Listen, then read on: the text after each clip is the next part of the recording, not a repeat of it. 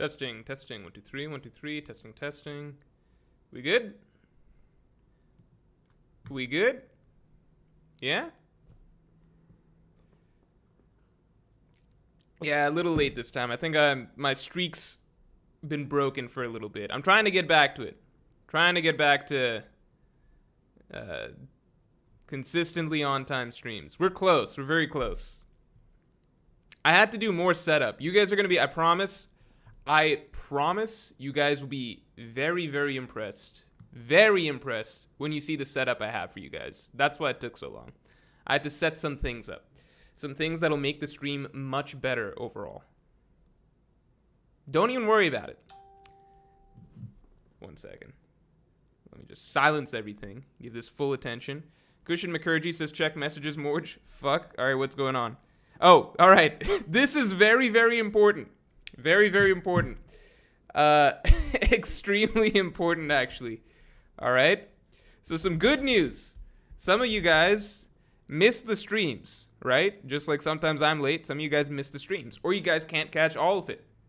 Well, now you can. And I'm not talking about the Morj Streams channel. I'm talking about a highlights channel dedicated entirely to highlights from the streams. All right? So I'm going to post this comment so you guys can check it out.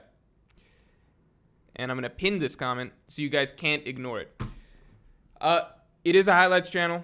Basically, if you're missing the streams and you don't want to go watch a full 2-hour stream afterwards on the Morj Streams channel, you can always catch the highlights of the streams. It'll come out 2 days down the line, basically, from once this stream is done. So you can catch this this Wednesday, basically.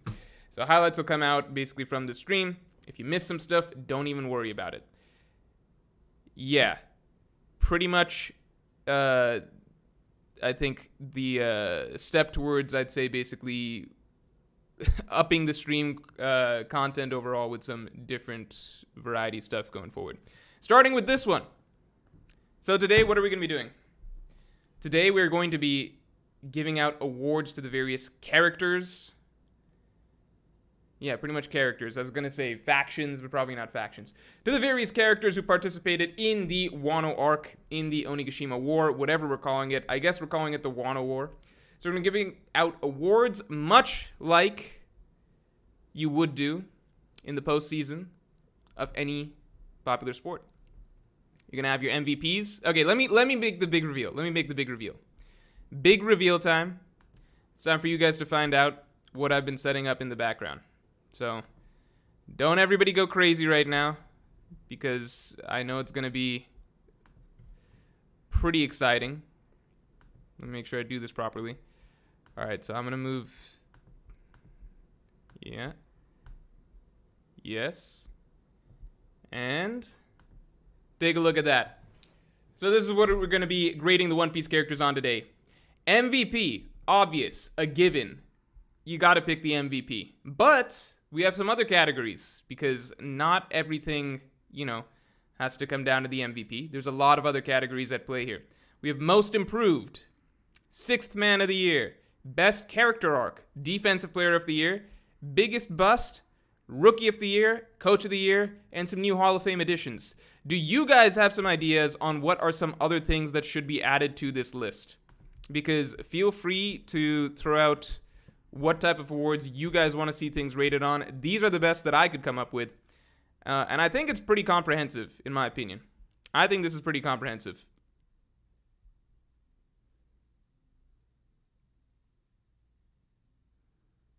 Evan Johnson says no first team all Wano. So I thought about for a little bit, are we going to do first teams, second team, stuff like that?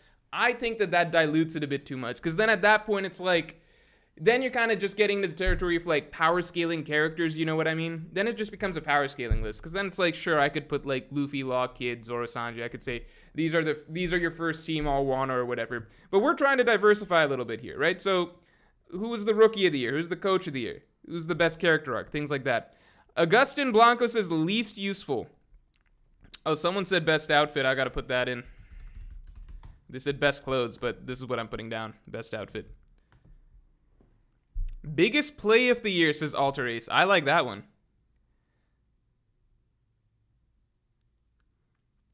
Best best dead character. I don't know about that.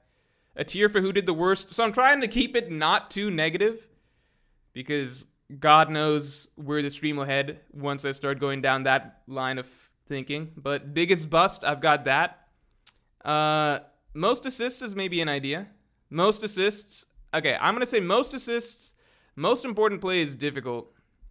It's like, what's the most important play? Because, like, most important play is probably Luffy's Bajirang Punch or whatever, finishing off Kaido. Right? So we're going to try and keep it away from simple things. Fine. Most assists. Most assists. Fuck, is it going to fit? Can I do something here? Can I make this bigger? Yeah. All right, there we go. There we go. All right. Learning something new. All right. This is what we're... Wait. Should I Photoshop some stuff in? Should I Photoshop some things? Do we want images of the characters? That's going to be difficult, I feel. I don't trust my ability to do that. Okay, when a character wins, I'll Photoshop them in. How about that? Most clutch moment. I mean, then you just got to give it to like Luffy beating Kaido, right? That's the that's the Game 7 buzzer beater. It's Luffy beating Kaido. What else are you gonna put there? The Tiger's Den says Marco for MVP. Someone didn't read the arc. Rajandaru XX says Microsoft Paint is a top 5 service. Yeah, but it's just so complicated. Like, I don't know how the average individual is expected to be able to master this. It's just a very, very complex software. I'm still struggling, and I'm a professional streamer. Terry Martin says, I ran into a netplay Falco with the tag Mr. Morj. A netplay Falco with the tag Mr. Morj? I play Fox. I have never played Falco under the tag Mr. Morj. Not once played Falco under the tag Mr. Morj. But you might be confusing me. You sure you played a netplay Falco under the tag Mr. Morj? Or are you saying you're a netplay Falco? I play Fox. I exclusively play Fox when I'm playing the tag Mr. Morj. When I play other characters, I'm embarrassed, so because I'm really bad with other characters, so I switch my tag. John Marano says funniest moment. That's not really an award you can give out to somebody. I mean, I guess. Mauricio Del Val says best unresolved plot thread. Wait a second. Hold on. This was something I noticed from last stream, which is that right now the way chat is looking has got to be really fucked up, right? Let me see if I can fix this. Hold on. Let me pull this up on YouTube. So how does it look for you guys right now? Yeah. Why does no one tell me this? That the chat location right now is absolutely fucking terrible. Someone should mention this. I shouldn't have to figure this out. I mean, technically I should have to figure this out, but you guys know I'm not gonna. You know how long it takes me to figure this shit out. All right. So we move chat over. Hopefully this helps. Hopefully. Isaiah Davis says, immediately awarded Conqueror's hockey moment. Best immediately awarded Conqueror's hockey moment. It's crazy that there are a significant number of candidates for that. It's also hilarious that Kid does not fall under one of those candidates, even though you should 100% expect him to. Cigar Verk says, this effortless list deserves Carrot as MVP. I'm sure Carrot will make it on this list one way or another. Ward Galore says, a broad category for people who did one thing that the raid would have failed without. Okay, people who did one thing that the raid would have filled it. Okay. Best single contribution. Wouldn't that fall under Sixth Man? Best one-time contribution. How about that? I think that's the best way to phrase it. Best one-time contribution.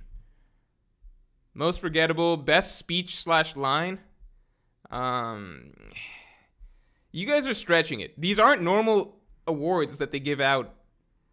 Who here watches sports? I feel like that's a loaded question.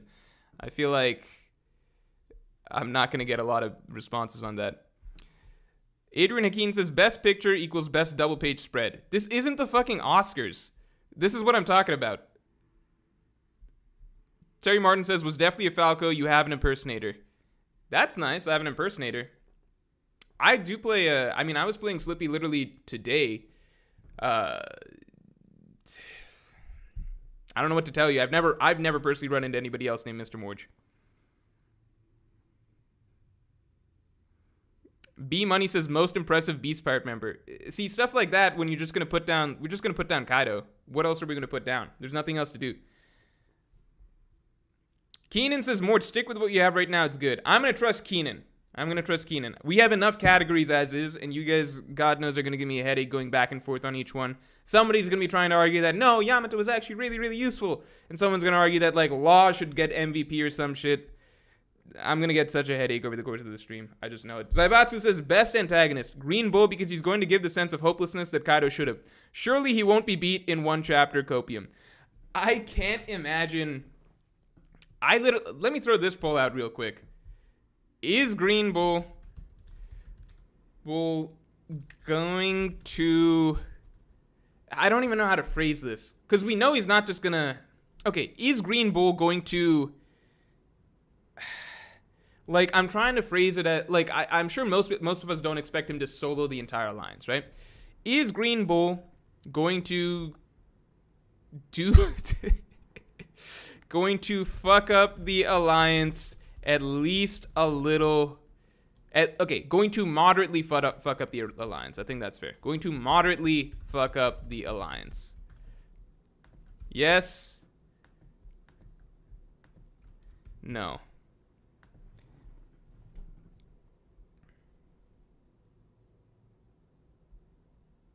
I don't think he's going to get fodderized, because I don't think, like, Oda's going to introduce him just to get fodderized, especially with the recent chapter showing him as, you know, taking out King and Queen easily.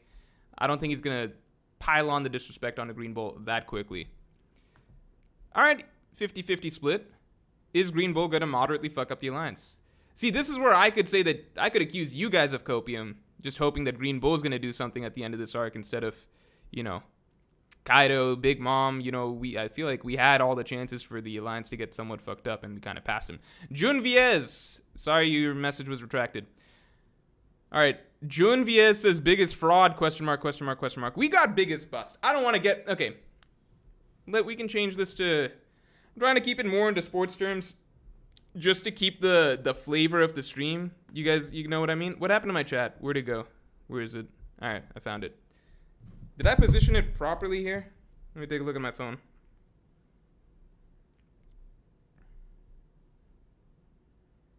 I think this is a good setup. Good enough setup.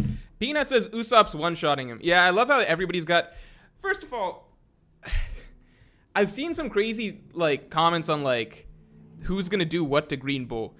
Did you see what he just did to King and Queen? Like, some people being very, very serious. I've seen people argue that, like, Jinbei is gonna beat Green Bull.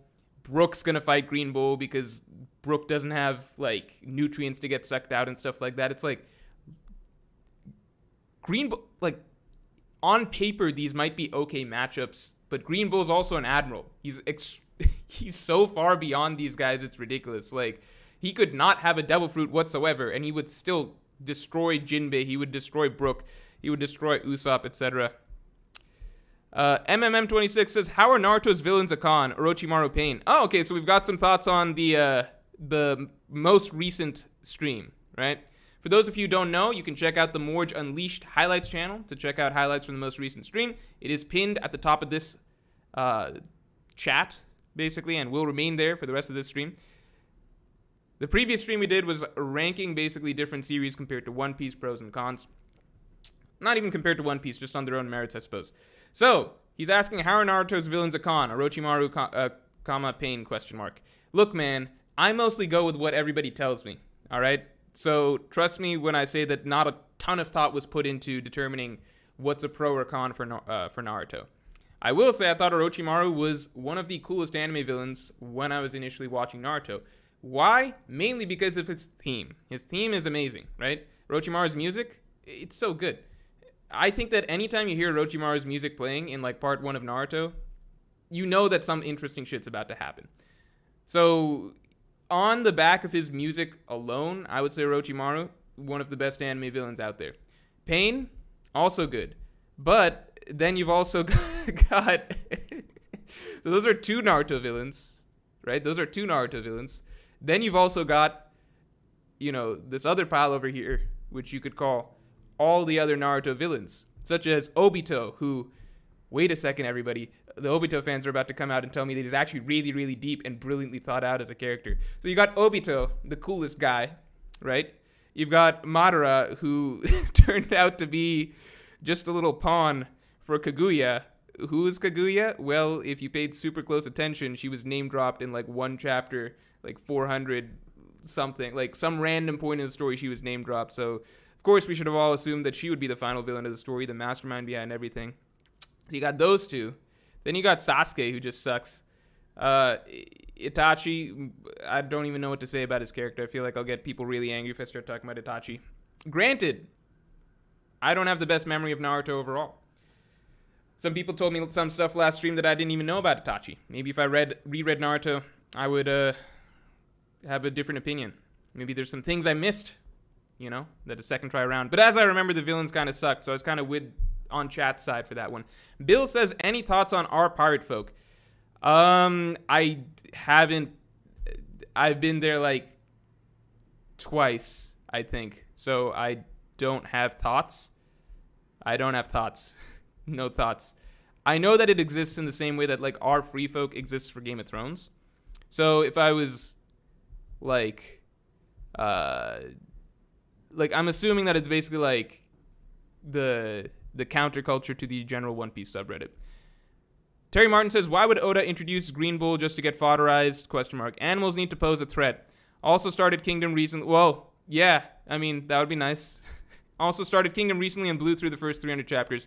Yeah, Kingdom's a pretty gripping read, and I only read the prologue, and like that's before anything really happens getting good. So I know I'll get back into Kingdom at some point. I'm excited to get back into that series at some point. Caleb Brown says, hey, Morji Poo, thank you for making my Monday.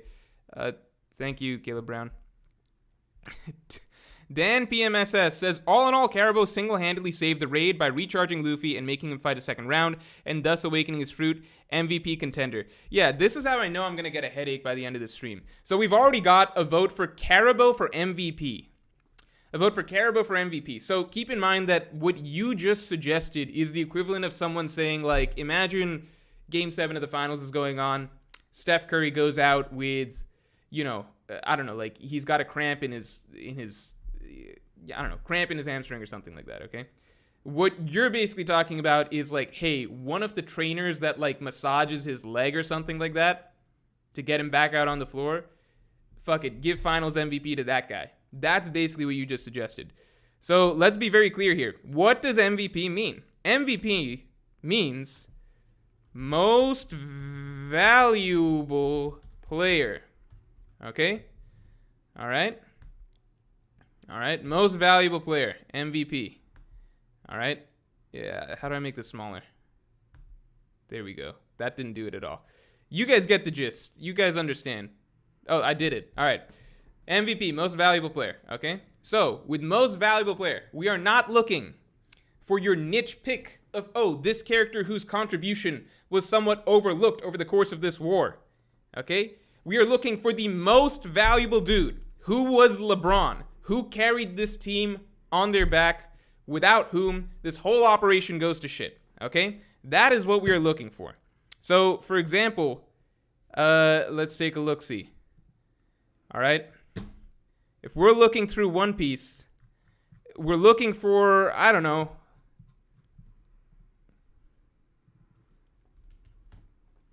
probably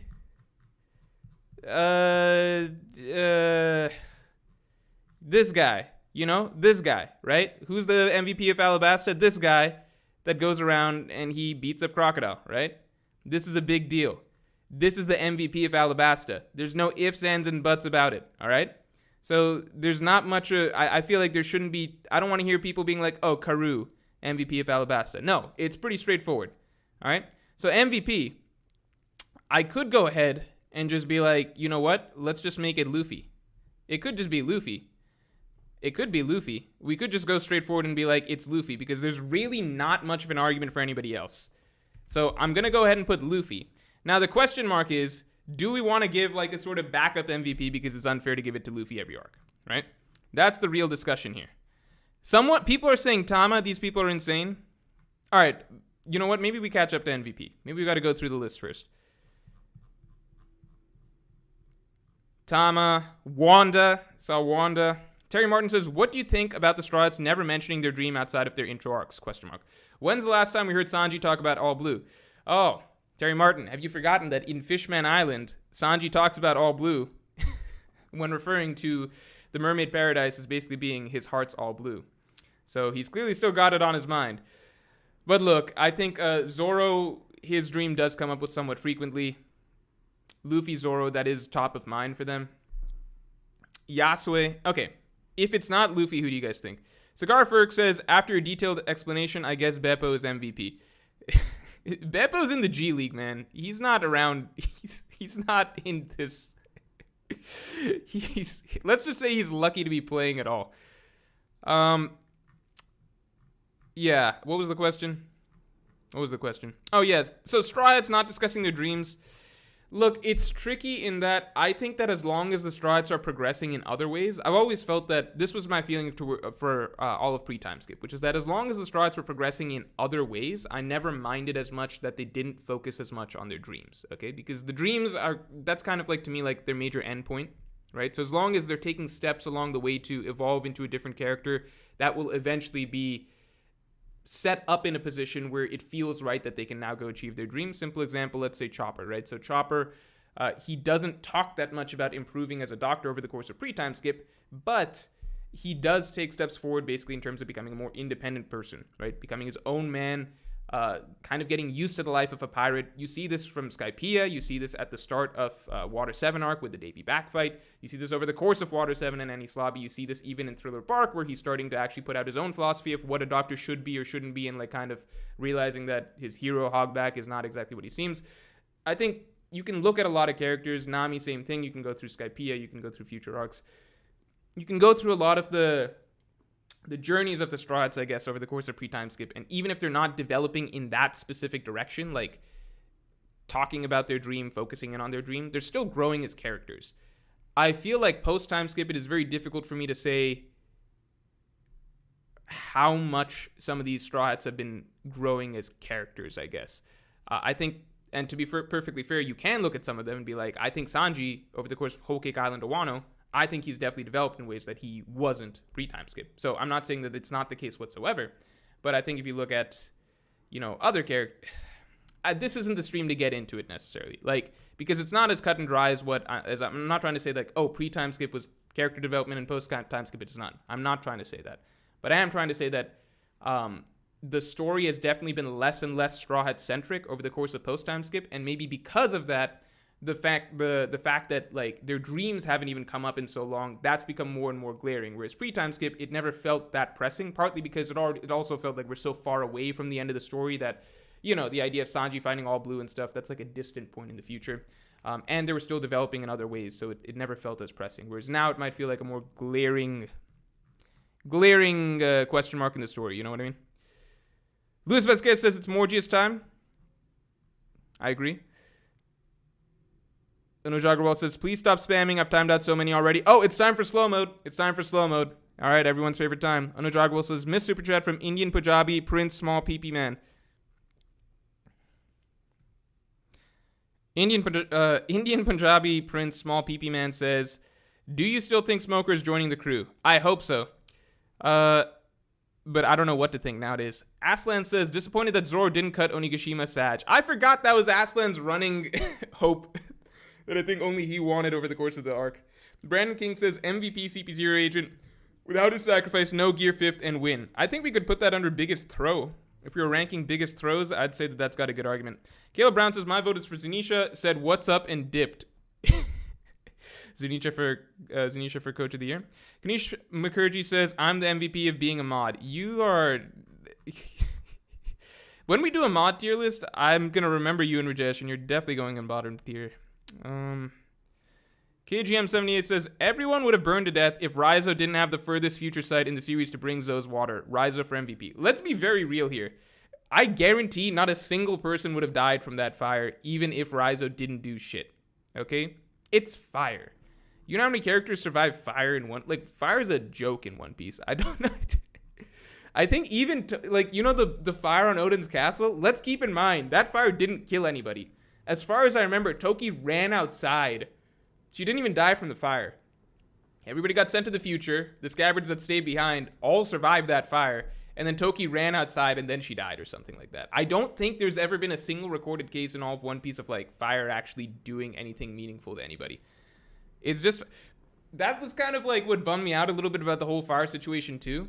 Because with the fire situation, it was like you can trace it over the course of the battle, which is the fire starts and it's literally ignored for the most part. And then there's occasional panels with, it starts with just fodder talking about it, like, oh, this fire is getting like to be a little problematic, but it's just fodder talking about it. And then like over the course of the arc, like some more and more characters start like at least commenting on the fire, like, oh, this fire, it's kind of getting me sweaty and stuff like that. And then over the course of it, like finally you get to one chapter where Jinbei's like, oh, you know what? We'd better get you out of here. The fire is actually like a big deal. And then like literally the very next chapter, the fire gets put out by Raizo. I think it actually is almost literally the next chapter, next two chapters from characters actually commenting that, wait, this fire is a problem. And then the fire gets put out. So I'm just going to say the fire was never really that big of an issue. Legion says MVP Yamato, she fought Kaido, stopped bomb, etc. We're going to get to Yamato. Don't even worry about that. We're Tio Man. She stopped the bomb that... Okay, she stopped the bombs. She stopped the bombs that you realize literally would never have mattered in the first place. Right? Because the threat of... Word to your man says mini theory... Okay, it doesn't matter. Word to your man says mini theory. Loki, the trickster, will be the clown of the final saga like Buggy and Caesar. Maybe. It's hard to imagine a giant in that role, but that'd be cool. Rujandru XX says Kaido defeats Scabbards, holds back the Rooftop 5 with help from Big Mom, holds back Luffy, and fights Yamato. Basically, if Kaido was never there, Big Mom and the Beast Pirates get washed. Easily an MVP candidate at the least. Yeah, that's kind of like LeBron 2015 vibes where like... You know, he clearly was the best player on the floor, but his team ultimately lost, so you're not going to give him finals MVP. Le Guerrier Ivanku says, fire is a joke in all anime manga. Yeah, that's not even a One Piece specific thing. It's kind of like, if your ability's fire, you're not really doing much, you know? Brave Tao says, Beppo's the Make-A-Wish kid who made a halftime shot. Wow. Let's be clear, he would not have made a halftime shot. I think Beppo's kind of just the Make-A-Wish kid. Mario Castillo says, catching up to One Piece on chapter 756, but I still watch every video. Hopefully by the time the break ends, I'll be fully caught up. All right. Let's get into the actual meat of the stream, all right? Most valuable player is Luffy, but I want to hear some discussions about characters that are not Luffy. Actually, you know what? This is the juicy part, right? So we're going to get to this at the end. Let's talk most improved. Let's talk most improved. I'm going to remove this. You don't know who I picked. You have no idea. Most improved, all right? And if things get too controversial, you know what? Morj's choice. People's choice. That way everyone feels like they have a voice. Is there a way that I can make my voice bigger? Like, maybe I can... People's choice. What can I do to... Put an asterisk next to it. People's choice. How do I make this worse for you guys? Oh, I got it. No. Yeah? All right, there we go. All right, this feels better. Much. Now, you know what? Instead of trying to diminish you guys, I think I can just make myself a bigger deal. That is the mature way to do it.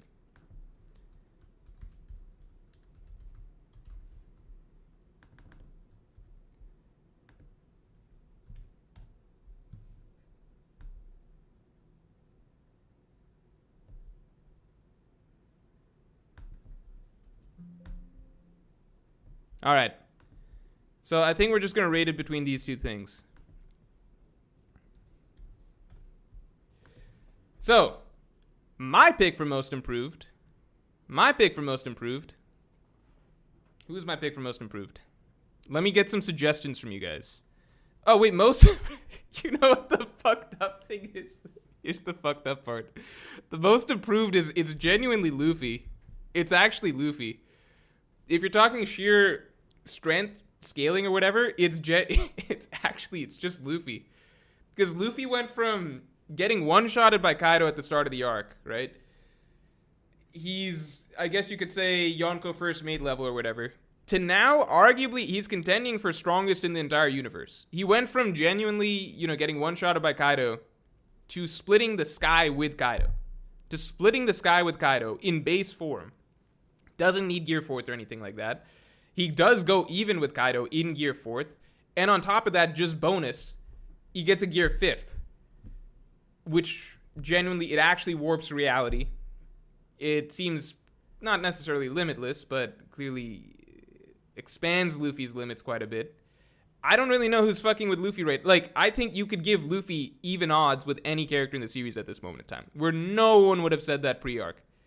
Right? Isn't most improved Luffy? Tell me I'm wrong. If we're talking character-wise, maybe it's not Luffy. Like, improved as a character. Then I don't think it's Luffy. But, Caleb Brown says most improved is obviously Momo, right? Yeah, you could give it to Momo. You could actually give it to Momo. Nerve AMV Maker says MVP Zoro. Took down the strongest non-Yonko on the island. Saved Luffy 3 times and all Supernova once. Got the antidote for the ice virus. Oh, the antidote for the ice virus, guys. You got the antidote for the ice virus. That's a big deal. God knows the ice virus was a major problem. All right, let's see. I'll throw it out for a poll. No, we're not doing MVP yet. Let's say most improved. Most improved. I think it's Luffy, but I think Momo, it depends how you want to define it. You want to define it by character? By character, it's probably Momo. Who else is most improved? Did anybody else improve?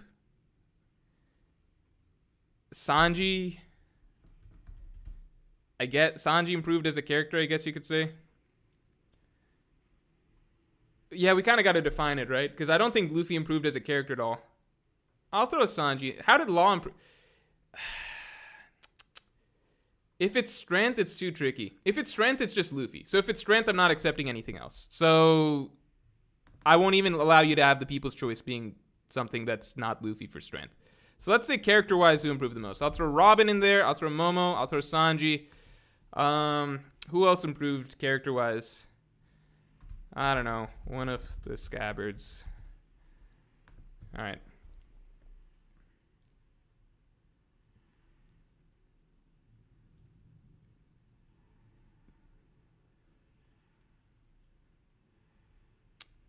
I'm curious the way this goes. Momo? I'll take Momo for most improved. You know what? If we're doing it character-wise, there are 9 scabbards, and I think combined, they got 3% of the vote. What is this? So not a single scabbard makes it into even the discussion of most improved, which is kind of crazy, because one might say that the majority of the narrative was carried by their story. All right. Momo it is. I'll give you guys Momo for... I'll do it for my choice and for the people's choice. Momo. All right. Sixth Man. I don't know if you guys are going to understand this one because I barely understand how to put it into the context of One Piece myself. How am I going to explain how I view Sixth Man in this context? I think Sixth Man is like... Let's say somebody that is not really supposed to do that much... Like, Zoro... Okay, I'll tell you characters that don't qualify for Sixth Man right now, all right? Zoro, Sanji, Kid, Law, Luffy. These guys are all supposed to be doing a lot. They're supposed to be doing a lot of work, okay? A lot of work. Momo also doesn't qualify for Sixth Man, all right? Sixth Man is more like... Let's bump it down a tier, okay? Frankie, Brook, Killer... Guys like that. That's the Sixth Man category. Easily Tama. Caleb Brown says, can we get a least improved later at some point? That's a hard tie for like too many characters, right? Okay, I'm seeing Killer. I'm seeing Marco. No, Marco's supposed to do a lot. Okay, I see. Okay, all right. I'm not putting Yamato in there out of spite. No, and Yamato's supposed to do a lot. Yamato is the son of Kaido, all right? Let's not forget that. Yamato is literally Kaido's son. You would expect her to do a lot of work over the course of war, right? Terry Martin says, so sad that Oda originally planned for 4 scabbards. Oda originally planned for 4 scabbards? That's crazy. There's no way. What are you talking about? Are you kidding? Kojiro Dragon. See, okay, time out. Kojiro D. Dragon understands the vibe of this stream, all right? He says the starting 5 is the rooftop. Brilliant. That's the right way to think about it. Starting 5 is on the rooftop. These guys are all supposed to do a lot of work, all right? Let's say anybody that was on the rooftop at any point is disqualified from Sixth Man conversation. If you ever showed up on the roof, be you Yamato, Momonosuke, fucking Raizo, you're disqualified. The Scabbards, they're supposed to do work. This is all their fault. This is their war. Like, the Scabbards, they're not supposed to be... The Scabbards are literally like... They were the starting five. I know not literally five, but stick with me for the analogy. They were the starting five that were supposed to win, but they lost. They lost like 20 years ago. They came back for like a redemption arc. They lost again. So then the new team had to step in and be like, all right, guys, take a seat. We're going to handle it from here. Word to a man says, killer for 6-man. No one expected him to hurt Kaido. Yeah, but just based on that previous comment, I think we just disqualified him. I see a Jinbei in there. I see a Marco in there. No, these guys are supposed to do shit. Let's talk about... Okay, you guys don't understand this. All right? 6th man of the year. If Marco shows up to the war, Marco was literally brought in as like a heavy hitter from the outside. Remember, they hyped up. We're going to bring in Marco. This is a big deal. This is going to be a game changer, right? That was a huge deal. Go back to Zoe. Everyone was really excited about Marco showing up, all right? He was basically a ringer that they brought in. So Marco doesn't qualify. Dylan McKay says Queen for 6th man. No. Queen is starting 5 on the other team. All right. I'll throw in Frankie. I'll throw in Brooke. I guess Robin. Tama. You guys want Tama? Who else is there? Usopp doesn't qualify. I guess Nami maybe. This is going to be tricky. I'll throw you guys these options. We'll see if anybody really... We'll see if you guys get mad, and if so, we could throw in some other options. X Drake for 6 man? X Drake was a fucking joke. X Drake for biggest cupcake. Switching sides multiple times. You know what X Drake is? This was X Drake.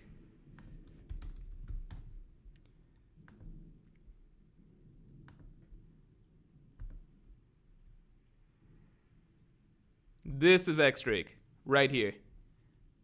Right here.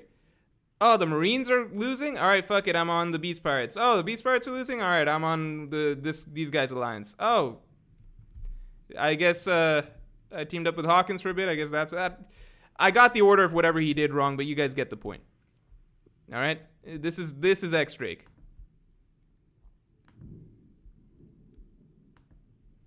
Back to my artistic layout. All right, what did you guys vote for? Caleb Brown says Apu for 6 man. All right.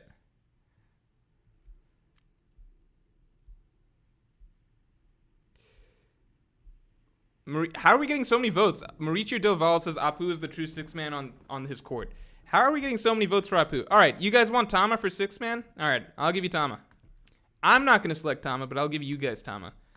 Tama, I think, personally, my opinion, 6th man. I should have come up with a choice before I confidently said I'm not going to pick Tama. I'm going to give 6th man to... Fuck. Who do I want to pick? Robin? I feel like it's either Robin or Frankie. I'm going to be honest. I think that the Tama gifters, I don't think that was a big deal. Because I think they get to the same outcome regardless of that. But at the same time, I could say the same about any of this. Like, if Frankie doesn't beat Sasaki, then I feel like Sasaki would, like Marco could stumble into him and take him out. Fuck. I guess I got to give it to Tama. All right, I'll give it to Tama. Can I think of some big-brained idea? Okay, maybe someone not from the war. You know what? I got it. I'm a genius. All right. There we go. That's the 6th man of the year. There we go. All right? This is how you pick the 6th man of the year. Whoops. How do I zoom it properly? Fuck. This is how you pick it. All right? Yasue, 6th man of the year. All right? Save the entire alliance when... Zoom slightly more. All right. There we go. Save the entire alliance when they had no weapons, everyone was taken hostage, some stuff was going on. I forget the details exactly. It was chapter 940-something, right? That's the 6th man of the year. Save the alliance when things were going down, right? Now time to open chat and see everyone agreeing with me. Yes? Yes? Yes? Yes? Aslan says he did not do shit. Forgotten Hiyori. Hiyori is not the... Hiyori could have not existed in the arc, and pretty much the entire thing stays the same. AWH says Tama literally turned the tides of the war. No, she did not. No, she did. That is such BS. To say Tama turned the tides of the war would mean that the alliance was basically fucked before Tama did what she did, which is not true. There was no single chapter that you can find outside of one where Kaido first said that Luffy's defeated, where things genuinely looked fucked for the alliance. So I refuse to accept that as an answer. All right. There were, like, when Tama gave the order, there were definitely characters being like, oh shit, it was getting pretty difficult with these numbers and stuff like that. But she was solving an inconvenience that was basically introduced as she resolved the problem, right? There wasn't that much discussion of like there was never a point where it was like, oh fuck, Frankie's about to lose this fight because of all these numbers. Robin is so screwed because of all these numbers. They're just like completely overwhelmed and hopeless and just desperate because they're just overwhelmed by all of these gifters. That never happened. You can find like a panel of Jinbei being like, oh, it was getting tricky with like these extra subordinates you got lying around and shit. But like Tama didn't do that much. Let's be real. Dr. Farewell that says they were struggling Tama. If you want to use the word struggle in the most bare bones basic sense, then yes, technically they were having some more trouble before Tama did her thing than after. But it's not as though like the chapter before Tama gave the order, the whole alliance was just fucked and done for. You can go read the chapter Tama gave the order. The problem is essentially introduced in that chapter. For the first time, the Straw Hats suddenly start complaining like, oh, these other subordinates, these gifters are becoming some issues, right? Then she fixes it in that same chapter. You go read the previous chapters, they were doing perfectly fine. I'm just saying. Mauricio Del Val says, 6-man is no joke. Guernica from CP0 brought Joy Boy. I'm not giving 6th man to someone from the other team. That's not happening. Everyone is going to be from the alliance, I promise. I know Jagrawal says, Yasue literally wasn't even in our poll. Yeah, I saved him for the good poll. My poll. The one that I ran in my head. Aslan says, Morj, she was 8 years old. What are you saying? What does age have to do with it? What does age have to do with it? Aslan says, okay, Miss Super, thanks Aslan. Ignacio Sotelo, Miss Super Chat. Via kanji number puns, I made a prediction on Buggy's bounty. It could imply I would have planned for him to be a Yonko from the start. It's short. Interested. Yeah, please tell me.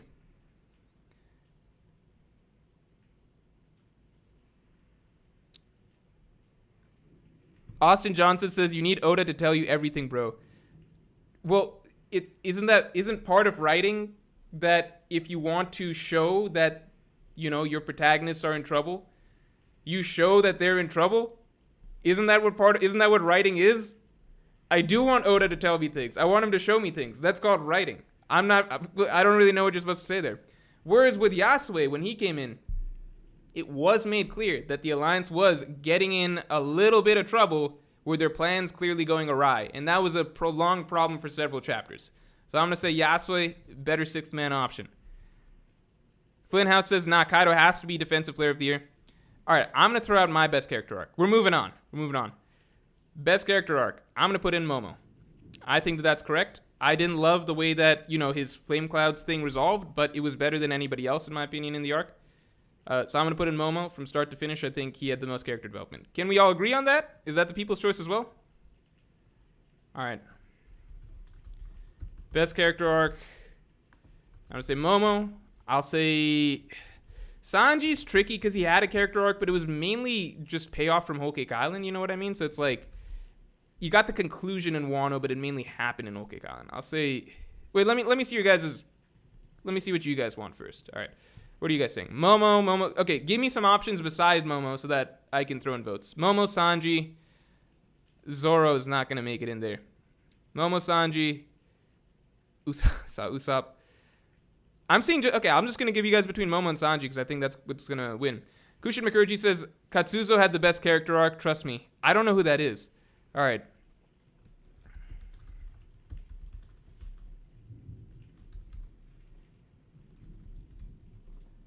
All right, let's see. I'm not putting in Zoro. That's absurd. All right.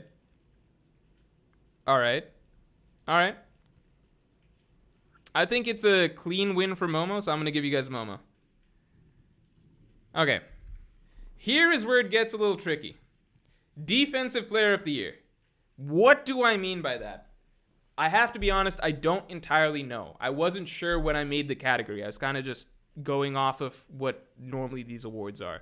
What does defensive player of the year mean? I guess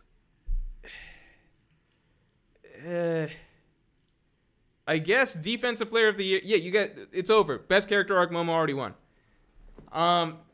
Defensive player of the year, I guess, like, who protected people the most? Ignacio Sotelo says, I don't want to get banned by posting a link, but if you search for don't read if you are not caught up to 1053, prediction for someone's head Reddit, it's the first result. Love to hear your thoughts. That's something I'm going to check out after stream. Sorry, but I'll let you know, I guess, next stream, basically, afterwards, just because I don't want to divert, basically, to a Reddit post off of this right now. Sorry about that. But thanks for filling me in. Question mark says, biggest bust is Oda, left a lot to be desired. All right, we're not going to go there. Disaster Master says, add biggest fraud award. I have biggest bust. How about that? Defensive player of the year, I'll give it to Marco. I got Marco. Do you guys have Marco? I got Marco. I think Marco makes sense. Like, so if you backtrack through the war, Marco defended against Big Mom early on. Marco blocked, let's keep in mind, you're talking about a defensive play of the year. Marco blocked the entire Big Mom Pirates crew from showing up to Wano. The entire Big Mom Pirates crew. Not Big Mom and Perospero, but her crew, yes. The entire Big Mom Pirates ship was prevented from showing up to Wano thanks to Marco. That is a defensive play of the year. So you got Marco there. Then on top of that, he did play some actual defense against Big Mom when he was up against her 1v1 briefly. Then he held off King and Queen for quite a bit. Very impressive. And then finally, he stopped Kaido from killing Nami, which I think is a big deal because we all like Nami. We think Nami deserves to live, and I think that, Marco defending her is a pretty big play. Yeah, it is Marco, right? Okay, who are the other options? Zoro blocked arguably the strongest attack that we saw. I'll throw Zoro in there as an option. Defensive play. I think Zoro had the defensive play of the year. Defensive player of the year is probably Marco in my book, but I could see Zoro. Marco, Zoro. I'll see what you guys want. Yamato. Okay, I have to be fair to Yamato. So she did freeze the bomb, so that stopped an explosion from happening. That is a big deal. I gotta stop this poll. I'm stopping the poll. I have to be fair. I actually don't have to be fair, and usually I'm not, but I feel like being fair right now. I'll throw Yamato in. Zoro, Yamato, Marco. All right. Law, Hawkins. Why would they? No. Come on.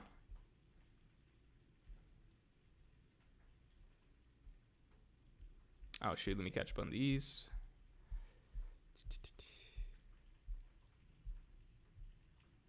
Okay, people still have Marco. I would give Zoro defensive play of the year. Blocking that combined attack from Kaido, Big Mom, that's something we haven't seen in the story period. Disaster Master says, we need to decide who's the most fraudulent character in Wano. Biggest bust, I think, covers that. Justin Patterson says, Marco also helped Chopper with the plague. That's true. Marco, I think overall Marco is clearly defensive player of the year, actually, honestly. It's actually not particularly close. That's a good point. Edwin Rodriguez says, Morj, Yamato was robbed.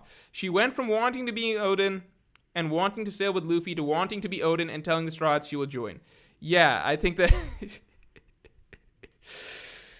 If you want to say who was robbed of a character arc, yeah, I think you could say Yamato easily wins that category. All right, Marco, I think easy. Marco, easy, defensive player of the year.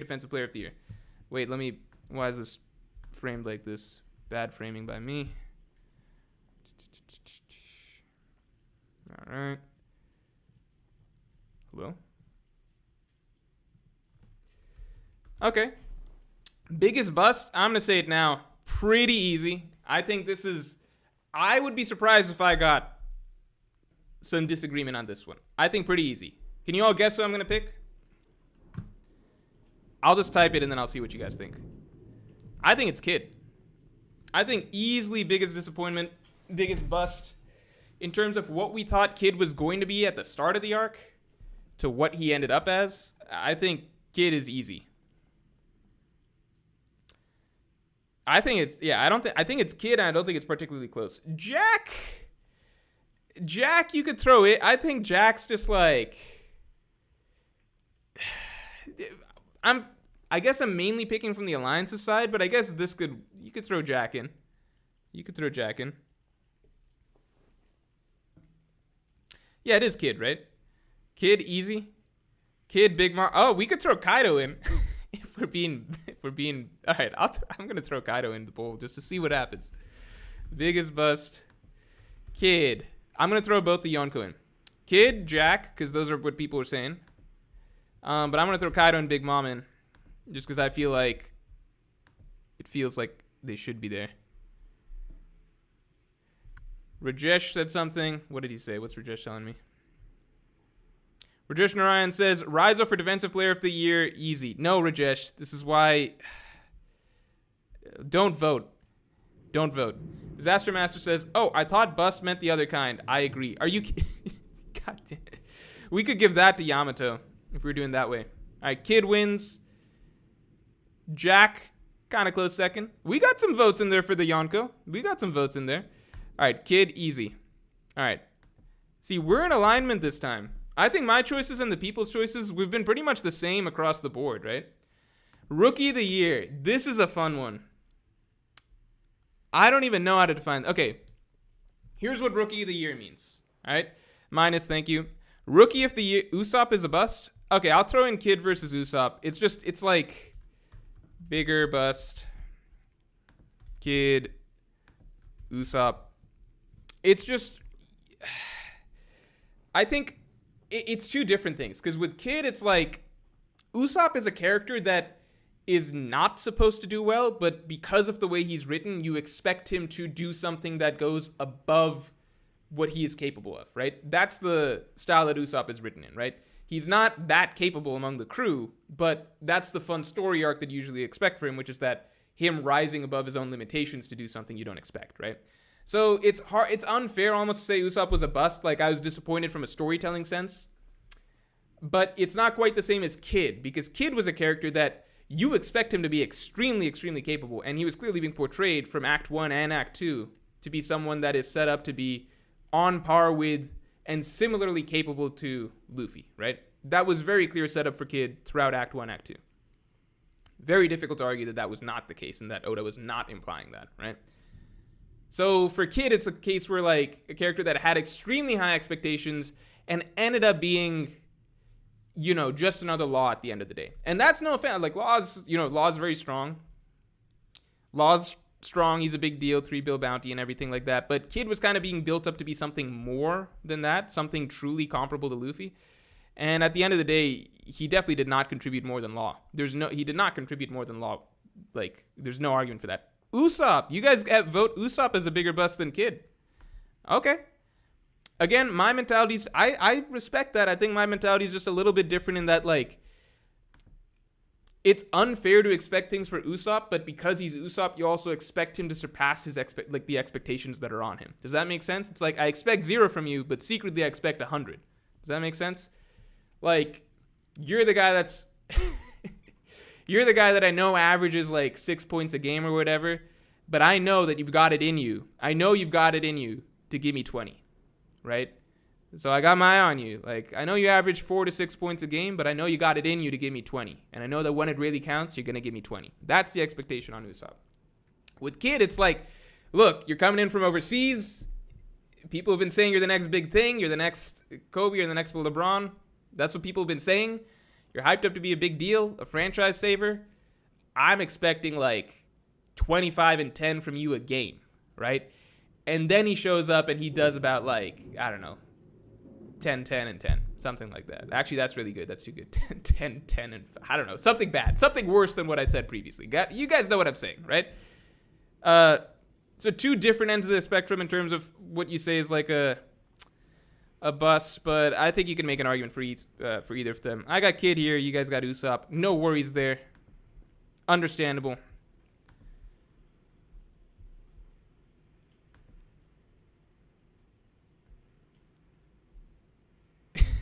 Adrian Akeen says he lost to page 1. That was his chance to score 20. You could argue if we did something like... I'll I think you could argue Big Mom actually falls under biggest bust, because now that I'm thinking about it, like, she didn't do any, like, Kaido did stuff. Kaido soloed the Scabbards. He, like, knocked Yamato. He slapped Yamato around for a little bit. And he did some work on the roof. I think Big Mom did some. It's just so hard because Big Mom, like, she starts the war getting literally rolled away on her ass, right? Not by particularly. It's like Robin, Frankie, and Jinbei team up to literally roll her off the battlefield. She shows up on the roof, seems moderately intimidating there, but Kaido's clearly the main center of attention. Then after that, she goes downstairs, takes out Page One, which is, I guess, technically somewhat impressive. She one-shots Page One, but at the same time, it's fucking over your own team. So I don't know where to put that. And then after that, she just loses to Law and Kid. So for me, Big Mom was a bit of a disappointment. Actually, a strong disappointment, but, like, not as much as, you know, Kid. Justin Patterson says, Yamato's debut showcase was fighting off Kaido. Just saying. It depends when we're talking about Rookie of the Year. Because I would agree that Yamato, if we're talking about strength and, like, first, like, revealing your strength for the first time, I'd put Yamato number one there for sure. The Cave Lemon says, no, not even mentioning Drake is insane. That's true. I did not mention Drake or Hawkins or Apu among biggest busts. Geez, should I just put the whole supernova like this? Fuck. Why are the supernovas all candidates for this? Rumbleweeb says, Morj, this is my first super chat to any YouTuber. Oh, I'm very honored. Thanks. Been watching you since the Jack versus Luffy video. No need to bring that up. I don't really remember making that one. Just 2 questions. Favorite JoJo part and favorite One Piece side character. Favorite JoJo part is part 7. Yeah, I know. Crazy, right? Favorite One Piece side character is Wiper. I do hope to do a video on Wiper soon. Just because he's Wiper and we've got a long break before more chapters come out. Rookie of the Year. Okay, so we could say by strength or we could say by, like, character. Was there a character in Wano? Tell me this. Isaiah says Killer is good. Killer, I'll say, was a very surprise breakout. Like, Killer surprised me. Killer overperformed in my book. I did not expect Killer to be strong whatsoever. Was there any character in Wano newly introduced in Wano? So not Momonosuke, not Kinemon, and none of that. Newly introduced in Wano that you felt was a great character that you would call the best character to come out of this arc that is, I guess, not someone that we'd seen before. Momonosuke cannot qualify for Rookie of the Year because he's been with us for 300 fucking chapters.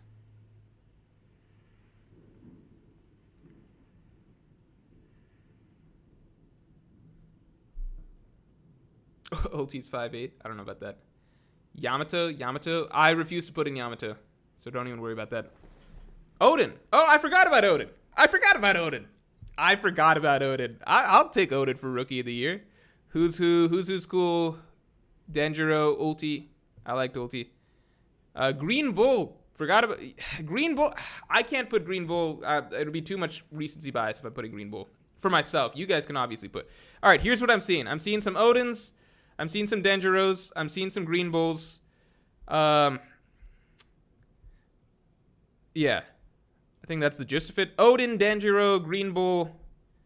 Was there anyone else? I saw some Yasues. I'm seeing some Yamatos, but pretending not to see him. Pina says Odin ? Yeah, we got you. And I'm seeing some Ashuras. All right. Oh, this poll's still running. My bad. Orochi.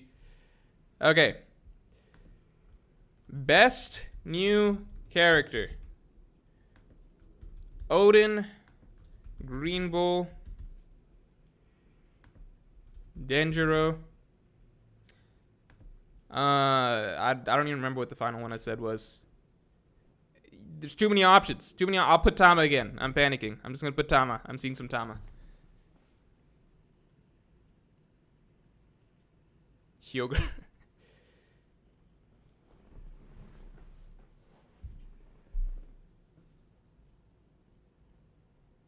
Odin, easy win.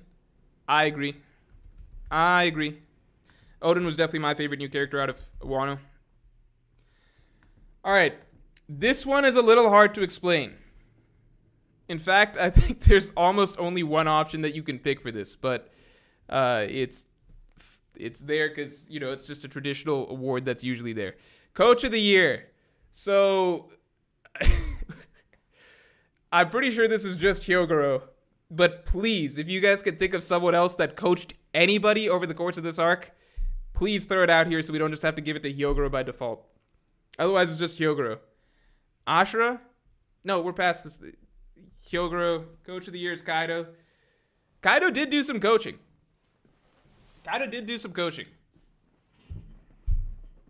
Yamato's Coach of the... Who did Yamato... Oh, Yamato did... Yamato actually has a strong argument for Coach of the Year, as much as I hate to say it. Okay, Yamato's argument for Coach of the Year is coaching Momonosuke. Luffy has an argument for Coach of the Year for also coaching Momonosuke. Momonosuke got a lot of coaching this arc. He got an extreme amount of coaching. Zoro coached him. You know who taught Momonosuke Tsunachi? Zoro. He's not supposed to say it, but he said it. Kushin Mikurji says Kaido's club. Kaido's club did a lot of coaching. Kaido did a lot of coaching. Ozzy says law, plan, the law. Planning is not the same as coaching. That's more like... no... fuck. Actually, I'm stupid. It is the same. Akash Panda says Luffy for coaching Momo. Yeah. Law technically coached the whole alliance on how to execute their plan. That is a big deal. So he came up with the offensive strategy, I guess. Offensive coordinator Law. Disaster Master says Enma taught Zoro conquers Haki. If not, then Kozaburo. Enma. So we got some votes for Enma. Enma's the best coach. Shibotsuki Kozabaru. Fuck, we do have a lot of coaches. Hold on, let me list out the coaches so you guys understand. We have way more coaches than I'd expect. All right. This is the one I thought would be the least competitive. Hyogoro coached Luffy. Then we got Luffy coached Momo plus Udon prisoners. Luffy coached the Udon prisoners. Let's not forget that. Okay. Zoro coached Momo a bit. Yamato coached Momo a lot. Who else is... Enma coached Zoro. I think that's the gist of it, right? We don't have any more coaches beyond that. Oh, Law. Entire offensive game plan of the raid on Onigashima, which somehow succeeded. Kaido wasn't really... I'm not going to put Kaido as a coach. We've got enough options as is. So this is a little tricky. Because Hyogoro did the most long-term coaching, and you could argue was the most important thing. Because if you go all the way to like... If you go to like... Where's TCB? Yeah. If you go to like all the way to even 1049, right? All the way to here. You've got, or maybe it's 1048. Move Onigashima, blah, blah, blah, blah, blah. See, even here, all the way to here, Gramps taught me how to attack without making contact. Luffy is constantly referencing Hyogoro's training, right? So this is a big deal. This is a big deal for sure. But at the same time, Hyogoro only coached one guy. Whereas I think, did anybody else have multiple coaching stints under their belt? I'm going to take Zoro off this list. Zoro barely coached anyone. He just coached Momo like a little bit. Zoro's gone. All right. Yamato gets to stay, even though I accidentally erased her a little bit. Just pretended that I didn't. Weekly Zonin says, where's all Wano first team? Nah, then it just becomes a power scaling list. It becomes too tricky. The Y is Kinemon. I'm not putting Kinemon in there. Who'd Kinemon coach? Kozabaru. Kozabaru is in there. I'm not... Junvia says, Kaido taught us Conqueror's Infusion even exists. He coached us on Awakening. He gave Luffy Joy Boy form. Anime Coach Carter. Fine, I'll put Kaido in. Kaido. Where's the K? Kaido. All right. You know what? We're going to just put it to a vote. Fuck, what did I do? All right. I think Hyogoro is the easy pick. I think Hyogoro is actually getting robbed here right now. I think Hyogoro is getting robbed in the fact that this is even being a poll, because he spent 2 weeks coaching Luffy, Everybody else spent like 10 seconds. Like Yamato yelled at Momo for like 10 seconds. Luffy yelled at the prisoners for 10 seconds. Kaido mostly just went around hitting people, and you guys want to call him Coach of the Year. Enma is a sword in an inanimate object. You guys want to vote for him over Hyogoro. I think Law is the only one who has a real argument for Coach of the Year. But you guys are stupid, so I have to put these other options. Hyogoro, Kaido. I didn't see a lot of picks for Luffy, so I'm just not going to include that, even though I think Luffy has an argument there. Enma. I'll see the winner of this, and then I'll pit them against Law, and that's how we'll do that.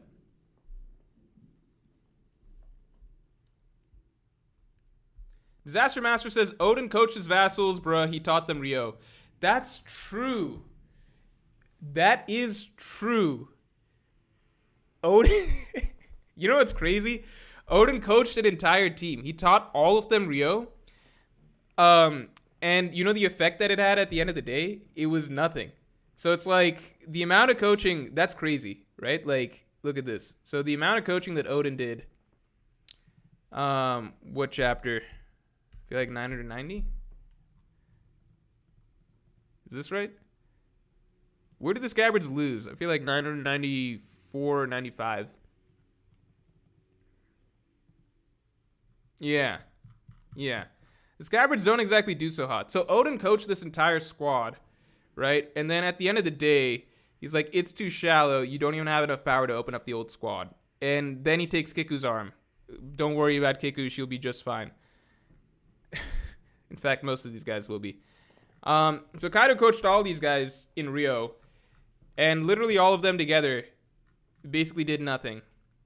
Right? So all of that effort for this, which actually kind of just leads, to this. And arms being cut off and things like that. Versus Hyogoro teaches one guy. So what's more valuable here, right? Hyogoro teaches one guy. And Gramps taught me how to attack without making contact. So Hyogoro just teaches Luffy, and that's kind of it. You don't really need much more than that. Kind of gets the job done after that.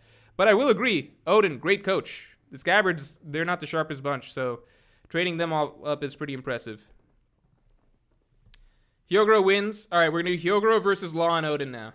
Hyogoro versus Law and Oden. Wait, did I miss anything? Hawkeye says, it's so odd that Kaido told Luffy that he should have taken his head or nobody would believe he died, and then proceeded to die off-screen to magma. Yeah, look, that's... Some lines just didn't mean anything at the end of the day. And that's okay. Disaster Master says, Oden coaches vassals, bro. He taught them Ryo. Yep. We covered you. All right. Where were we at? Coach of the Year. Still figuring this out. This is a tricky one. Way trickier than I expected. Hyogoro versus Law versus... Who else did we have? Oden. Oden gets points for coaching the most people in Ryo. Right?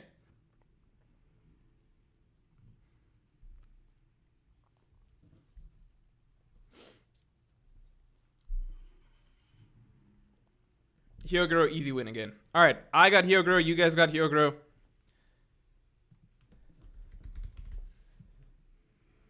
We've got a pretty clean list. We've got very few disagreements. Isn't that nice? How often does that happen? New Hall of Fame additions. I don't like this category. Give me a new category. We're gonna do this a little differently. When I wrote New Hall of Fame additions, I was like, that'll be emperors and stuff like that, like the new emperors. But it kind of speaks for itself, right? You had Kid to the Hall of Fame, you had Law to the Hall of Fame, stuff like that. Give me a new category. We got a new category opening up. Something new. Something better. And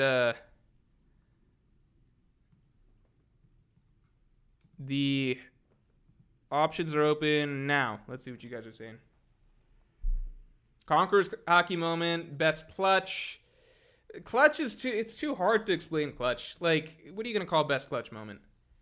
Best clutch moment, it's too hard to say. Best starting lineup, buggy, a lot of buggy space. Oh, I forgot. We're supposed to turn it into slow mode. All right, guys, hold on. I'm going to turn on slow mode real quick. I'm sorry, Nudge, if you're still here. We're going to put it in slow mode. Finally. All right. Putting it in slow mode. How do I put it in slow mode? I forgot. No, I remembered. All right, slow mode. Save. All right. Sorry about that.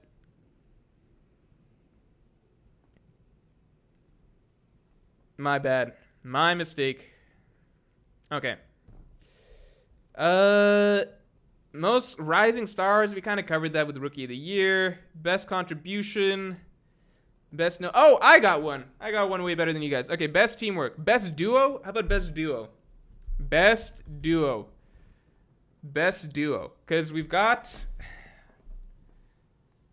some good duos, I think, right? We had some good duo action over the course of this. Or was it just might have just been, I mean, Zoro Sanji, obviously, Kid and Law, that's the big ones. They kind of win by default because they beat Big Mom. I'm not going to do best duo. It's too easy. Best attack. Smartest move. Best finisher. Justin Patterson says play of the year. Okay, so I'm seeing right now. Okay, how about we vote on what we're going to be voting on, right? So I'm seeing new category, right? So what I'm seeing is play of the year, clutchest moment, and best finisher. You guys vote on that. I'm going to go to the bathroom. When I come back, hopefully you guys have landed on the best category.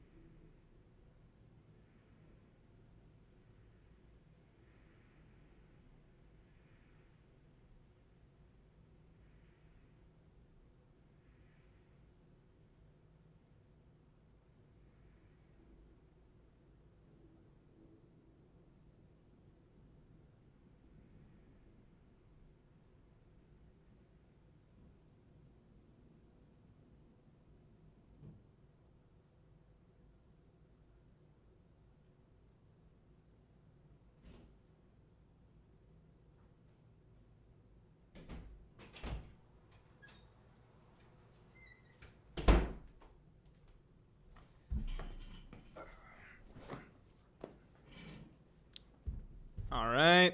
Play of the year. Okay, you guys. This is tight, though. This is really tight. I mean, play of the year wins it. Numbers speak for themselves. All right, we're doing play of the year. For those of you who are just joining us, now that we're partway through this stream, if you have missed the beginning parts of the stream, if you can't stick around for the full stream, guess what? There's now a Morj stream highlights channel, which you can see pinned at the top of this comment section. So the Morj highlights channel basically has all of the highlights from streams compiled, so you can catch them the day or two after the stream finishes. So go check that out. Subscribe to that channel if you enjoy the streams. If you want to keep catching highlights of the streams, even if you miss the streams, that's the channel for you. Ray Uchiha says, I stayed inside and played video games my whole life. I don't understand your sports ball analogies. Okay, think about it like this. Well, you know, esports, right? They have play of the game and shit like that. Aren't we at a point where everybody can understand these analogies because esports have the same things, right? Tell me League of Legends doesn't have, like, MVP. Does League of Legends have MVP? Bingle D Oop says, best clutch is the Robin finisher. Get it. Oh, that's true. Anujagro says, Morj, you missed mine and tons of super chats. Please go to the other page. I can't post them all. I will do that right now. Sorry. Hold on. Let me do that right now. The other thing is that, yeah, like, you know, don't other sports things have, don't esports basically have all the same things as normal sports at this point? Isn't that why they're called esports? Right? So even if you've stayed inside and played video games your whole life, you should be basically caught up on, like, the gist of it things, right? Unajargable says comeback player of the year. It's too late. We've already voted on it. Yamil Diaz says most underrated or miscongeniality. It's too late. We already voted on it. Gauss Rifle says heh, new Katakuri. I don't know what that means. Hawkeye says it's so odd that Kaido... No, we covered it. Gold Kuro says most inspiring moment. It's too late. We already voted on it. Julio says hurry from the bathroom, lol. Okay. I think we're all good. Akash Panda says clutch. Luffy helped Neko/Inu by splitting the skies. That was clutch. You could argue like Luffy's comeback in general was pretty clutch. Well, it was only really helping Inuna.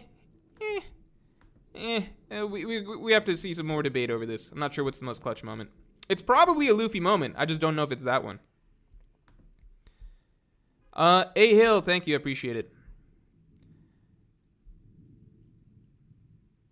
All right. Okay. Ken says Zoro blocking Hockey, play of the year. I think Zoro blocking them has a good argument for play of the year. A very good argument for play of the year. Space Penguin says play of the year is the CP0 guy for Awakening Luffy. No, that is a Shaq a Fool moment. Can someone clarify for me? Does League of Legends have MVPs? Does League of Legends have that? Is that in the culture? Can someone tell me if League of Legends has that?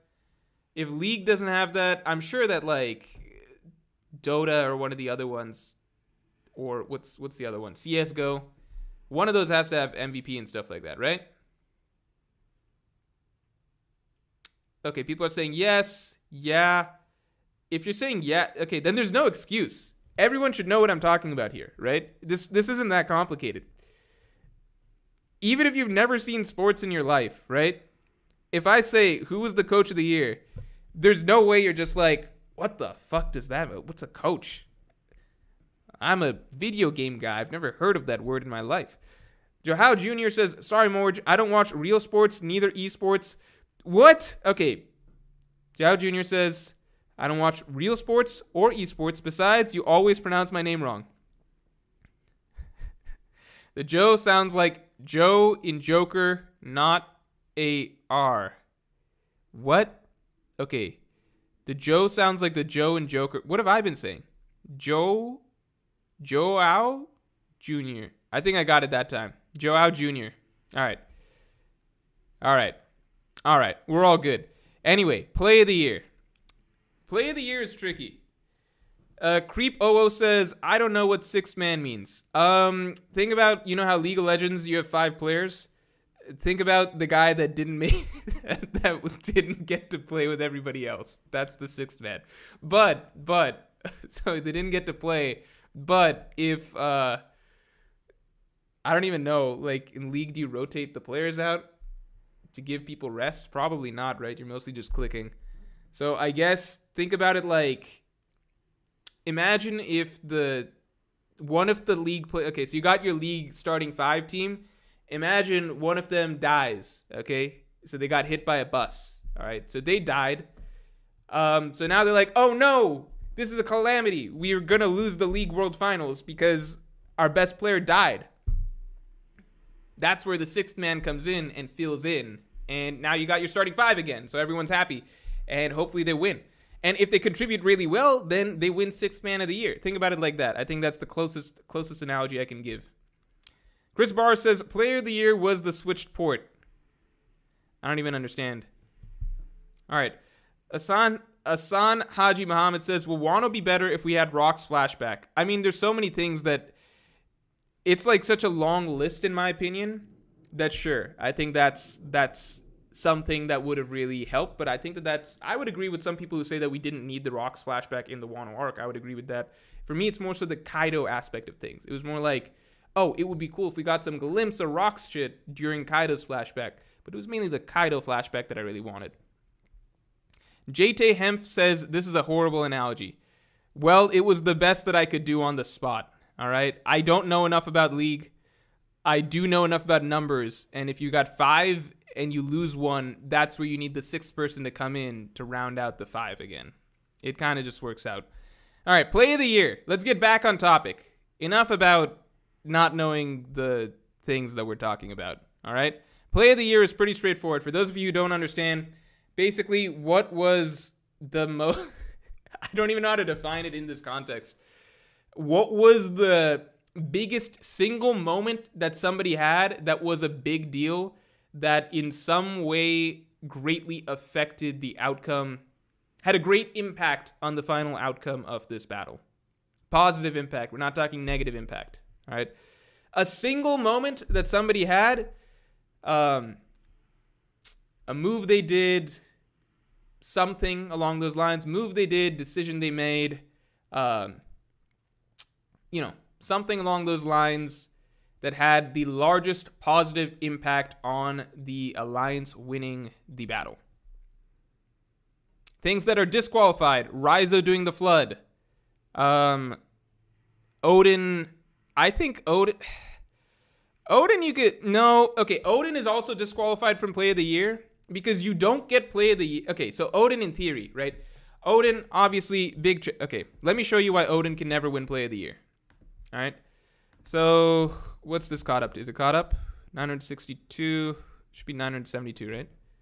972, is it caught up? Okay, so Odin had this great moment, right? Which is, he's holding up the scabbards, right? Holding up the scabbards, that's a big deal, right? Really big deal. Holding up the scabbards. This is beautiful, right? Odin's holding them up. If Odin doesn't hold up the scabbards, right? If he's not doing this, if he's not saving everybody, if he's not holding up these scabbards, then none of the other events of Wano can happen, right? So that's pretty big. You could argue this was the Play of the Year. But let's not all forget why all of this shit went downhill in the first place. Why did we get to a point where the Scabbards had to travel 20 years into the future, recruit allies from across the sea, launch this large-scale assault against two emperors, and, basically bet the fate of Wano on them coming out on top? Why did all of this happen? Because if you go back 2 solid chapters, what is Odin doing?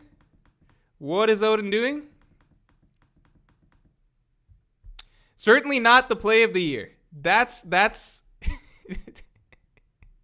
So for 5 years straight, during the period of time where Kaido and Orochi are getting their shit together, Odin's basically fucking around, okay?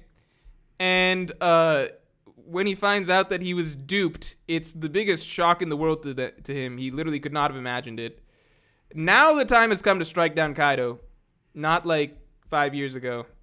And then this was nearly the Play of the Year, where he cuts down Kaido the first time, right? First shot at Kaido, first go around, right? This was nearly the Play of the Year, but then he basically fumbles it again, right? Why? Because Momonosuke something, the old hag, Odin loses, right? That's basically it. Odin's then in prison. He has his swords, mind you, so he could easily break out if he wanted to. He still has his swords in prison, but he chooses not to. Yeah, keep in mind, he literally had his swords. He gave them to Doki. So it's kind of just, it is what it is. Odin, in this single moment, he kind of had Play of the Year on lock if you ignore everything that led to this moment and why this was even necessary in the first place. Now, keep in mind, I like Odin as a character, but it's made very clear in the story that the decisions that he made were a mistake, essentially, right? Very, very noble, but Odin himself comes out and realizes that he made the wrong decision. And along those lines, you could argue that towards the tail end of Wano, the speech Yamato is giving to Momonosuke, like, Odin chose pacifism over choosing to act, right? Choosing to fight, right? That is something that gets pushed back against, actually, over the course of Wano. And even in Yamato's final speech to Momonosuke, that is being pushed back against the idea that, no, you need to fight rather than choosing the safer route. Wait, are people mad? What's going on? What's going on?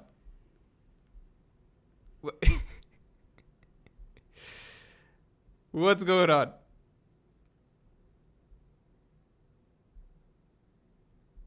Wait, what's going on? What's going on?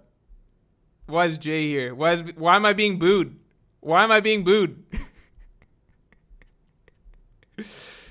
What is going on? Do I need to ban Jay? Let's see. Boo, boo. Is it Jay's fault? Someone tell me it's Jay's fault. Tell me I'm not just being banned for no reason. All right. Jay's saying read the chat. The chat's just booing me. What am I supposed to read? You want me to read the chat booing me? What am I supposed to be? What am I supposed to read? All right.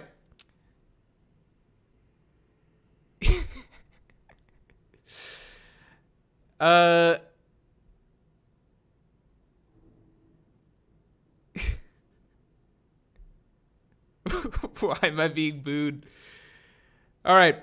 Rui Uchiha says Odin should have been like, "Hey, Whitebeard, can you come and help me take my country back?" There's a lot of things that Odin could have done. Let's move this. It's Jay's fault. I'm banning Jay as soon as I see him pop up in chat again. He raided you and told us to boo you, says Parvision. Parvision, why were you in his chat? What is going on?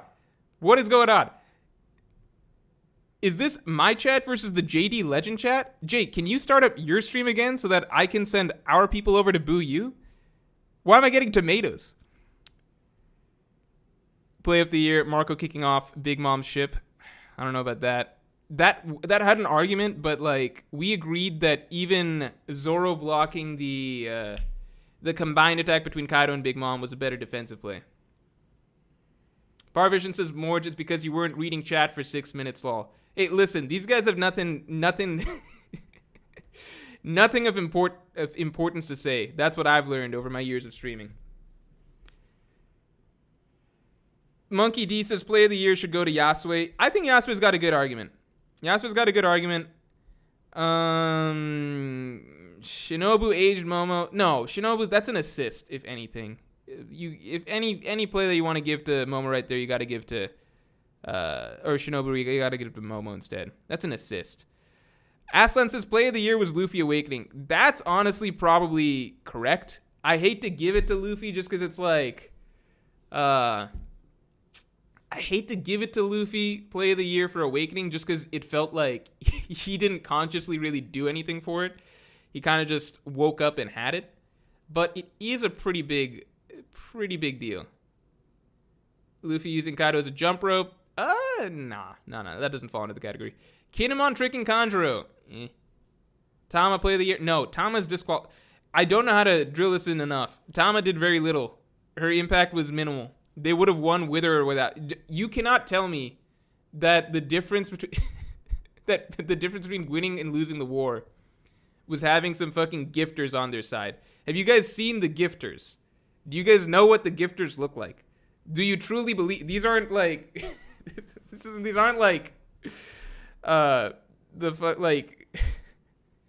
these aren't like vice admirals or some shit that Tama turned over to their side. These are the gifters. I think that they would have been just fine if you threw in another 8,000 or 9,000 gifters onto the Beast Pirate side. Morj ignoring all the Tama comments? Yes, I am. All-powerful God Anno says Momo holding Onigashima. Momo holding Onigashima. A classic moment. Let's take a look. Let's see if we can find it. Let's see if we can spot Momo holding Onigashima. A moment that has been being built up to for, I'd say, 50 chapters? 50 plus chapters? The holding up of Onigashima. So, in this long chat, where does it happen exactly? Did you guys see it? Did anyone spot it? Did anyone spot Momo holding Onigashima? Did anyone see it? Momo's character arc, what it's going to culminate in. It's been 400 chapters of character development for Momo, right? Leading up to this moment. What is he going to do to save Wano, the big moment? Onigashima has been in the sky for a long time, leading towards the Flower Capital, the Doomsday moment. The people of the Flower Capital don't see it yet, but let's see Momo's magnificent moment, the culmination of a 400-long chapter character arc. Oh, it's right here. Oh, look at that. Guys, if we zoom in, you can find it. It's in the top right corner. He says, flame clouds appear. He yells, flame clouds appear. Brilliant character writing. So for 50 chapters, the past 50 chapters, he's been bitching about how he can't do it. Then it's time to do it. He, what does he do exactly? Okay, so he has a comedy gag face. It's going to crash. The flame clouds are gone. Not good. It's going to crash. All right.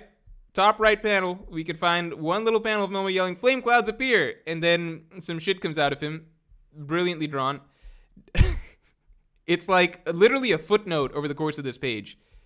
Like, it's over here. This is the culmination of Momo's long ass character arc, plus the 50 chapters specifically building up to him stopping Onigashima from falling. It's kind of just like a little baby panel, not exactly a huge deal. It basically is these 3 panels. Flame clouds appear, some shit comes out of him. Oh, and look at that, he's holding up Onigashima in this bottom right. You gotta really zoom in to see. Look at that. If you guys bring out your magnifying glasses, it's right around here. This little sketch, this is Momo's epic moment of he's holding up Onigashima. He's doing it. He's doing it, boys. He's holding it up. He saved the day. Yeah, let's put that in for play of the year. That was amazing. That was beautiful. Let's throw that shit in. Is that what you guys want? You guys want that for play of the year? I'll put it if that's what the people want. Who am I to stand against the people? I'm just saying. Thomas Cass says 1 hour of Legends versus Momo's 1 panel of mediocrity. Dan N says your own expectations. My own dude, this is it's how do I even say this? It's like this is a 400 long chapter character arc for Momonosuke, right? At the very least, the last 50 chapters building up towards him, it's been stressed over and over. You need the flame clouds to stop Onigashima from falling, right? So the author is the one who's building in expectations. He's the one who's setting up the idea that this is going to be a moment, and he spends 50 chapters leading up to this moment. So if you put, like, it's a basic rule of writing. If you put in a certain amount of buildup towards something, then the payoff needs to be worth that buildup. Otherwise, the buildup is meaningless. That's like basic writing. Otherwise, you're just wasting the reader's time. The more buildup you put into something, it's supposed to have a purpose. So a bigger payoff, right? Otherwise, there's no reason to spend so long leading up to a climactic moment if the moment is not going to be drawn in a climactic manner. So if you have 50 chapters of buildup, hyping and hyping Onigashima falling on the flower capital, and hyping that Momo's most important moment, his biggest contribution to this battle, is potentially being the only one who could stop Onigashima from falling. So if you spend a long ass time writing into the narrative that this is something that everything is leading towards, and then the culminating moment for all of this is 3 panels, 3 small ass panels in a chapter that's otherwise not focused whatsoever on that moment, and it basically turns that moment into a minor footnote. 3 panels. The actual character moment is yelling, "Flame clouds appear," which is literally, can you think of a more basic line to say right there? A more basic character moment to write in as the culmination of all this. I guess Momonosuke could say nothing at all. That's the only line I could think of that is more basic than saying flame clouds appear. This, and then look at this. This is it. This is the moment. 50 chapters of build-up to this. You could see him kind of holding it up right around here. This is it. This is the moment. That's it. This would be the equivalent of me saying, like, if I'm reading Water 7 and Enies Lobby, and the entire time, the whole Luffy-Usopp conflict, leaving the crew, crying about the going merry, all of that shit, if all of that led to basically Usopp's big moment being something like, I don't know, forget him getting the moment with Luffy and Lucci, forget him sniping the Buster Call shit and saving Robin. Imagine if Usopp's final moment was like, maybe when he shot the world government flag, but pretend like the panels of him shooting the flag were like microscopic or some shit and happened in the side. And it's just like, well, it's the wrong expectations for expecting Usopp's character arc to have some sort of climactic payoff that is memorable, iconic, worth the hundreds, like the 100 chapter long buildup that we got to this final payoff for his storyline. I don't know. That's not how expectations work.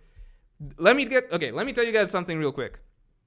The idea of like readers having wrong expectations, it is something that you only hear in the One Piece community, because other communities usually use the phrase, the author did not live up to expectations. The One Piece community is the only one I've ever heard of where they're saying readers had too high expectations. It's insane. Most other fan bases realize that narrative setups warrant payoffs. That's it. And a certain amount of buildup usually suggests that the buildup is leading to something that is worth that buildup. That's all I'm saying. I've never heard, like, narrative setups having payoffs. That's a universally understood aspect of writing. I've never heard this other language, which is like, well, even if Oda wrote all this shit in, it's wrong of us to expect that to lead to something climactic. I've never heard that shit. Mahavid Sadegi says, you missed my Caribou joke. Sorry, it became rant time. I don't know how we're still on play of the year. Because I guess we haven't picked one because it got too controversial. This is why we should have stuck with what I had before, which was, I think, Hall of Fame stuff. Charles Singleton says, Big Mom getting knocked off the roof by Law, play of the year. I don't know about that, man.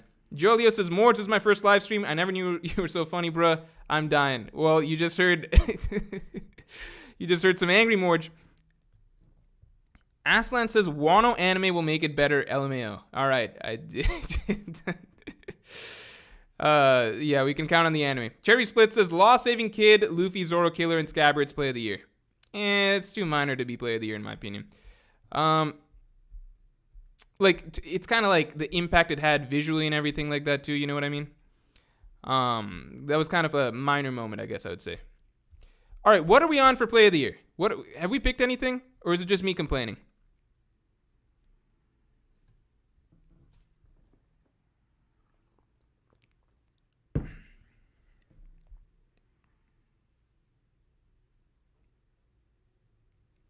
Okay, we got Tama. I will include Tama because I bitched enough, which means that I gotta dial it back and give it to the people's choice from here on. Peanut says I super chatted like 15 minutes ago. All right, let me pull out my special handy dandy thing that allows me to find things that happened 15 minutes ago. Give me 1 second. I'll say Tama can get thrown in there. I think that Odin's Hour of Legends. I just feel like Odin's I feel like he's disqualified. He's disqualified. He got them into too much shit for the play of the game to really, like, he had a big play, but it's just not. Peanut says play of the year was Kinemon chapters 975. I know what you're talking about. It's that gag moment by Kinemon. I'm not including that either. There's absolutely no way. All right. Tama feeding Luffy in Act 1. That is an argument. Momo stating his name to Kaido's face, play of the year. No, it's a cool moment, but it didn't change the course of the whole battle. Sending the Scabbards into the future has a strong argument. Zoro blocking to Yonko's attack. Okay. Here's the ones I'm going to throw out. I'm going to say play of the year candidates. Zoro blocking Yonko's attacks. Tama doing the gifter stuff. I like how no one's including Chopper in the Ice Onis. I feel like we all collectively just decided to erase that from our memories. Luffy Awakening is easily play of the year. I mean, I'm going to say Luffy Big Punch on Kaido, because that's the actual play. Minus, thanks, appreciated. And what's the last one? Sanji saving Momo. Sanji destroying raid suit. Sanji destroying the raid suit was not a play of the year. It was like a cool character moment, but it factually like didn't improve his chances of winning that battle. Usopp's speech to the Scabbards. Luffy splitting the sky. I don't want to put two Luffy things in there. No, I got Luffy in there. Don't worry. Luffy Big Punch on Kaido. I'll throw the poll up in a sec. You'll see. Usopp's speech. Zoro Haki moment. He saved the roof. Yeah, I got that. We need one more. Okay, you know what? Those are the three that seem to be, like, prominent, so I'll just throw those out. Also, for those of you who are interested, I'll throw this out again because this is the promotion stream. Anybody who somewhat enjoys the streams, who likes tuning in, who sometimes likes to check out streams, but maybe not the full thing. Maybe you're a bit of a lurker, you like dropping in and out or whatever, but you want to catch up on the highlight moments, such as me complaining about things, etc. Definitely check out the Morj Unleashed Highlights channel. New highlights of streams channel that just dropped. You can get basically the condensed version of the stream, 10 minutes or less essentially, in a day or two. So it's linked at the top of this chat. And definitely check that out if you enjoy the streams or you want to get the streams but not the full thing. All right, Zoro blocking the Yonko's attacks. I can see that as play of the year. I'll take that for play of the year. So that's your guys' play of the year, right? Why am I typing play of the year? Zoro blocking stuff. Yonko. Zoro blocking Yonko. I'm going to give it to Luffy defeating Kaido just because it's Luffy defeating Kaido. Like, you know, Luffy punch, Luffy big punch Kaido. All right, Luffy big punch on Kaido.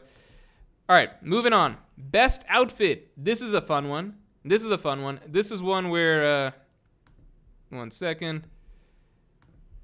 Let me see if I can create a sort of setup for you guys. But I probably won't be able to. I guess just, let me see if I can pull up Wano outfits. Yeah, well, okay, whatever. You guys kind of remember. I'll put it up on stream so you guys can see it. Wano outfits, but you can pick from anyone. This one will say villains included. Everyone included. No. Well, I don't know if any of the villains would even win. Yamato.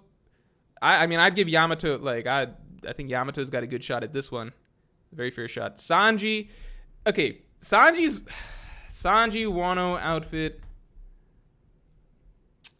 Sanji Wano outfit is just, okay, the raid outfit, right? We're talking about the raid outfit. It's basically this, right? It's cool. It's great. It's actually really great, but I think it's mostly the gloves, right? Who knew that if Sanji just wore his normal clothes, but then also put on some black gloves, everyone would suddenly be like, holy shit. That's what it took to make him look really suave. He just had to wear gloves. I feel like that's not fair to other people who put more effort into their outfits. That's just my opinion. Luffy cape. On the one hand, I'm saying that about Sanji, but I'm actually down to give it to Luffy just because he's wearing a cape. I feel like a cape is a bigger deal than gloves, though, right? A cape is a bigger deal than gloves. I mean, look at Sanji himself wearing a cape. Right here. Right? I think, look at this. Sanji's got a cape. I think Luffy Wano outfit is pretty good too. Just because, not this. I think their actual in Wano outfits are not good. But I think their Onigashima outfits are great. You know what I mean?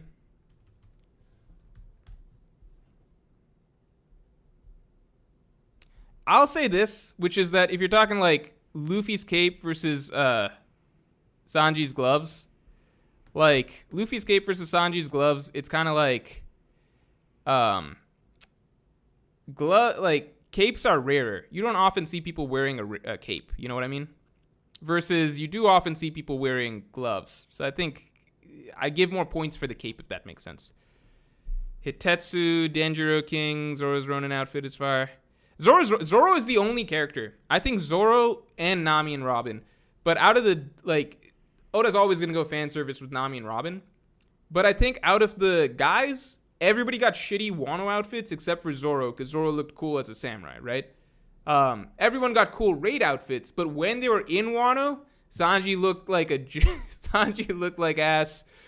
Luffy looked like some schmuck. Zoro was the only one that Oda was like, no, he's got to look cool because he's got to be a samurai, right? Edu Saab says, question mark, capes are common in my opinion. Where do you live? What are you talking about? When's the last time someone saw someone walking around with a cape outside? Name Jeff says, you see 9 out of 10 characters using capes on One Piece. What do you mean? Okay, so if we're talking about in One Piece, sure. But you also see a lot of characters use fucking gloves. Come on now. What's more common, capes or gloves? I think they're about even in One Piece. And then in the real world, it's no competition. You see way more gloves than you see capes. If I walked around wearing a cape, 1, I think I would look very good. But 2, I still think I would get some funny looks just because it's not common. If I walked around wearing some gloves, I don't think anyone would say anything. Jordan says, bro lives in a Halloween time loop. I don't know if you're making fun of me or the people who are advocating for capes. I'm just going to assume it's people who are advocating for capes. All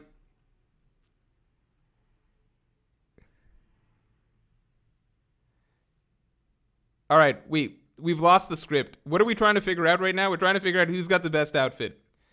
Okay, Robin. Okay, who is the best outfit? I don't know what we landed on. King or killer? Okay, let's backtrack. All right, best outfit for men and best outfit for women. I think that's the best way to do it. Because it falls under 2 separate categories in my opinion. And like, you could vote like Sanji because he's got, you know, a more classy, stylish outfit, or you could just vote Yamato because she looks hot. And it's like, I feel like it's it's almost unfair. So let's say best outfit for dudes.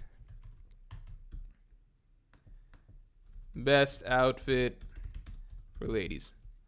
Well, let's do that.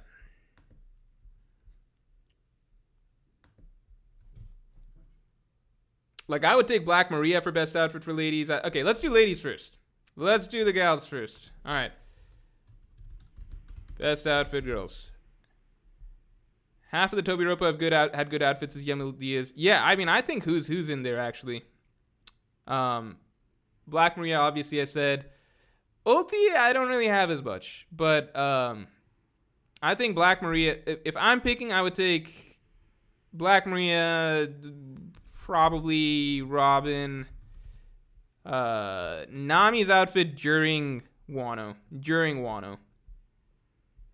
Caleb Brown says, how much I got a dono for you to wear a cape next vid? I guess probably the price of a cape at least, because I don't own one. Let's get Robin, Nami, Ulti. Oh, wait, we got to get Yamato in there. I'm going to kick Ulti for Yamato. Is that okay? It's too bad it's happening. Speed? No. Speed has the body of a horse. I'm not including Speed. Speed is just a horse person. Yamato? Yeah, this is one of the few where I'm like, Yamato, I agree, easy. You guys didn't like Nami? You didn't like Nami's Wano outfit? Come on now. I think not. You guys are crazy. All right. Either way, I think, all right, I'll give it to Yamato. Either way, I'll give it to Yamato. You know what? Screw you. I'll put Nami here just because I feel like she needs a little love. All right. Best outfit for dudes.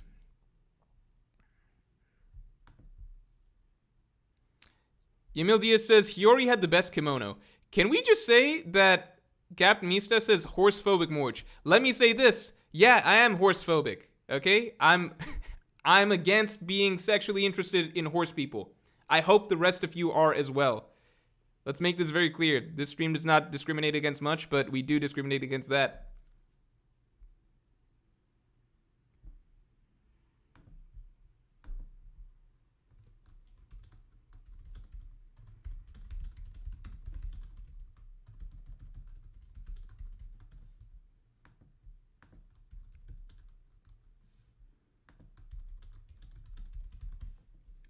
Just going to put out a simple poll. If you had one night with Speed, what would you all do? Let me find out what this community is really like.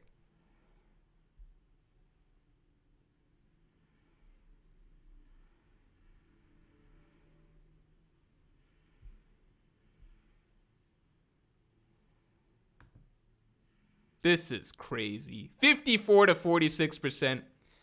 54%. Only 54% of you. Okay, and it's creeping down. So pretty soon we're going to be at a majority of people that would fuck a horse person. That's nice. That's good to know. How do you guys get through Narnia? You just have like giant boners the entire time? Just like, Mr. Tumnus. Hottest character out there. Last time I'm doing a poll on that. Best outfit for dudes. I'm going to put Sanji if we don't want any further discussion on this, because I think I saw Sanji mostly winning. Mazuyo.g says whole lot of liars. Probably. Sanji, yeah, I'm just going to put Sanji. You guys good with Sanji? Zoro, Law, Luffy, King. Yeah, okay, so Zoro's, it's tricky because I'd say Zoro had the best, like, in Wano, like, he looked like a samurai. That looked cool. Everybody else looked like basically fodder when they're in Wano, right? Just wearing random street civilian clothes. Now people are spamming too much. I saw adult Momo in there. I think that's got a good shot. All right, okay. Here are the options I'm putting out. All right, everyone stop. Is this what slow mode looks like? Slow mode looks the same as normal mode. Am I crazy?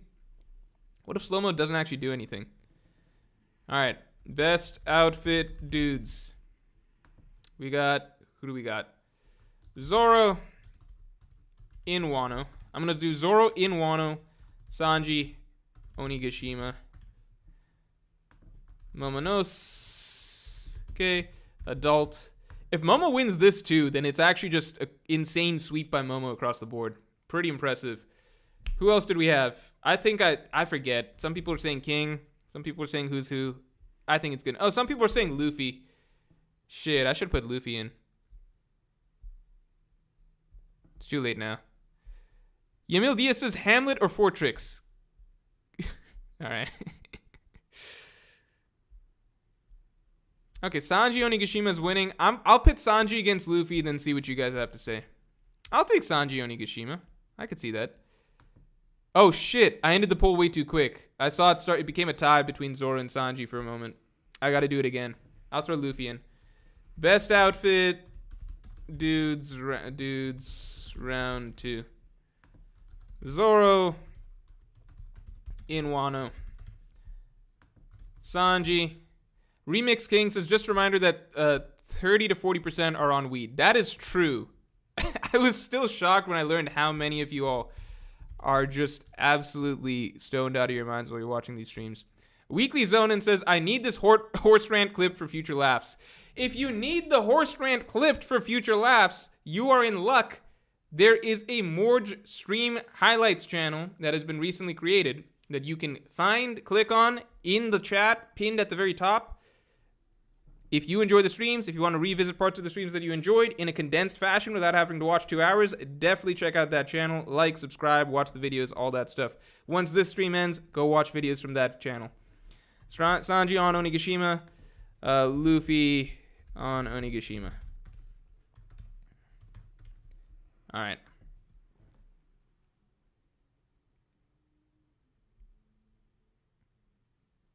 Adrian Akeen says, gotta eat speed from behind. Now that right there is almost enough to lose mod status. I'm considering it. This is the person that we want getting to decide who's banned and who can talk? Do we want Adrian Hakeem to have this much power? I don't think so. I don't like the idea of this guy deciding whose chats get to stay up and whose chats get retracted. It just feels like a lot of power in the hands of someone who probably doesn't belong as a member of society. This is tight. Okay, it looks like Sanji's gonna win. So we're gonna give it to that. All right, looks like Sanji wins. I'll give it to Sanji. Sanji Onigashima. I'll give it to just because I don't know if Zoro's gonna make it on my list for anything else. I'll say Zoro. Zoro and Wano. Show some love there. Although I don't know if Sanji's gonna make it in there for anything else. Okay. Sanji Onigashima. And no, I thought Zoro's samurai. Being fully honest, I thought Zoro's samurai outfit was probably. I don't know. It fits his character well. You know what I mean? It's the only time we're gonna see Zoro as a samurai. I feel like if he's gonna win best outfit at any point in the story, it's gonna be there.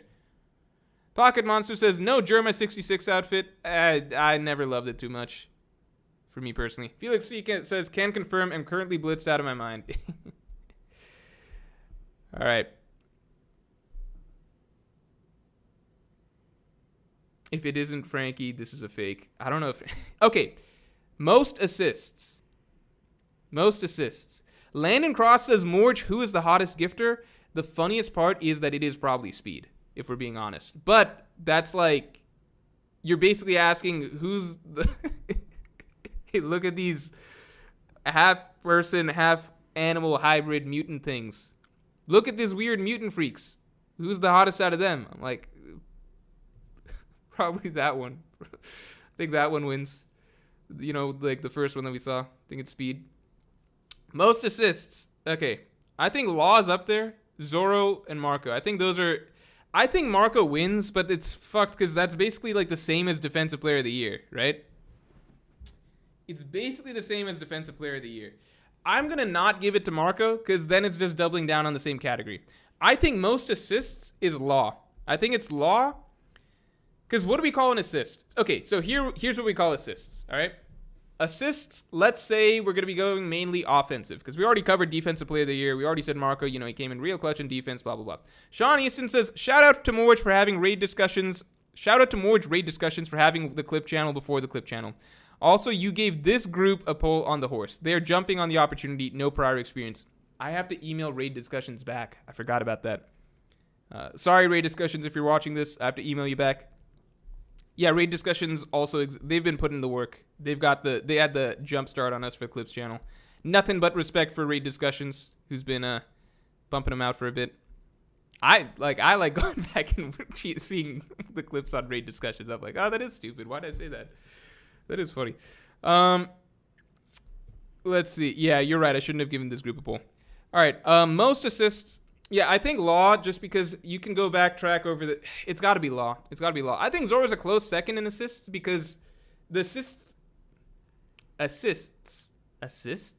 Why can't I say that? The assists that Zoro had, I think, are a big deal because the 2 assists that he had that were pretty big are... Let's see. So he had several assists, right? So he had a huge defensive play, obviously. He had multiple big defensive plays, obviously blocking the probably the strongest attack that we saw between the Kaido and Big Mom attack, right? So he had that. He protected Luffy from a Boro Breath.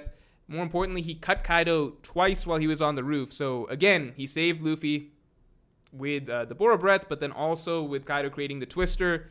Zoro countered that and cut Kaido there. And Zoro scarred Kaido. So that's a pretty big deal. Like, as far as assists go, that's a pretty big deal. Because the only person in history who'd scarred Kaido up to that point was Oden. I'd say, like, that's pretty out. Like, if you go just off of the roof, Zoro has the best assists. Zoro stood out more than Law and Kid and stuff like that on the roof. But, unfortunately, we have to talk about that whole Big Mom scenario. And it cannot be denied. Law was good on the roof. He was solid on the roof. He was helpful. It teleported some people around. I think he even got a Gamma Knife in on Kaido, which tickled him, I'm sure. And I think, obviously, once you look at downstairs, Kid was the main reason. It's hard to even call assists because Kid was the one really spearheaded. Like, I still say that Kid came off as a better 1v1 fighter from the whole Big Mom thing. He just came off as a better 1v1 fighter because all of Law's attacks were essentially sneak attacks when Big Mom wasn't looking or wasn't paying attention to him. But that's what assists are. And Law basically won them the fight through a bunch of those. So I got to give it to Law here. I'm giving it to Law. I'll let you guys vote between Zoro and Law because I don't really think there's anybody else. We're not giving it to Marco just because Marco's already won Defensive Player of the Year and we're trying not to be repetitive. We're trying to count assists. That's a different thing. Law, Zoro. I feel like I already know the way that this is going to go, though. Zoro's feats are Enma's feats. Enma carried Zoro. Yeah, actually, most assists should probably go to Enma. I'm ending this poll. I'm throwing Enma in there. Because you could say that every one of Zoro's most assists... Enma, Law, Zoro. You could say that everything Zoro did was basically a hard assist by Enma. Christian Barraza says, Big Mom for most assists. Helped with page 1 and ulti and went easy on Kid and Law. That's true. Big Mom literally, she beat page 1. She hard assisted on ulti. Look, I'm not going to say that she assisted with Kid. She went easy on Kid and Law. I'm not going to call that an assist. Enma does have more votes than Zoro, which I find hilarious, but we're giving it to Law at the end of the day. All right. Best one-time contribution. All right, so listen to this. Best one-time contribution. That means that they did not... Fuck, this is repetitive too. We're going to get the same thing. We're just going to get people voting Tama incorrectly. People not voting Yasue because they already forgot about him, even though I think he should have won this. Best one-time contribution, I guess what I was thinking... No, you guys pushed me into putting this category. I don't think I put this category organically. I guess what we would say best one-time contribution would be something like, who only helped like once? You know what? We're getting rid of this category. Fuck it. I don't like this category, which means it does not have to stay. You know what we're going to do?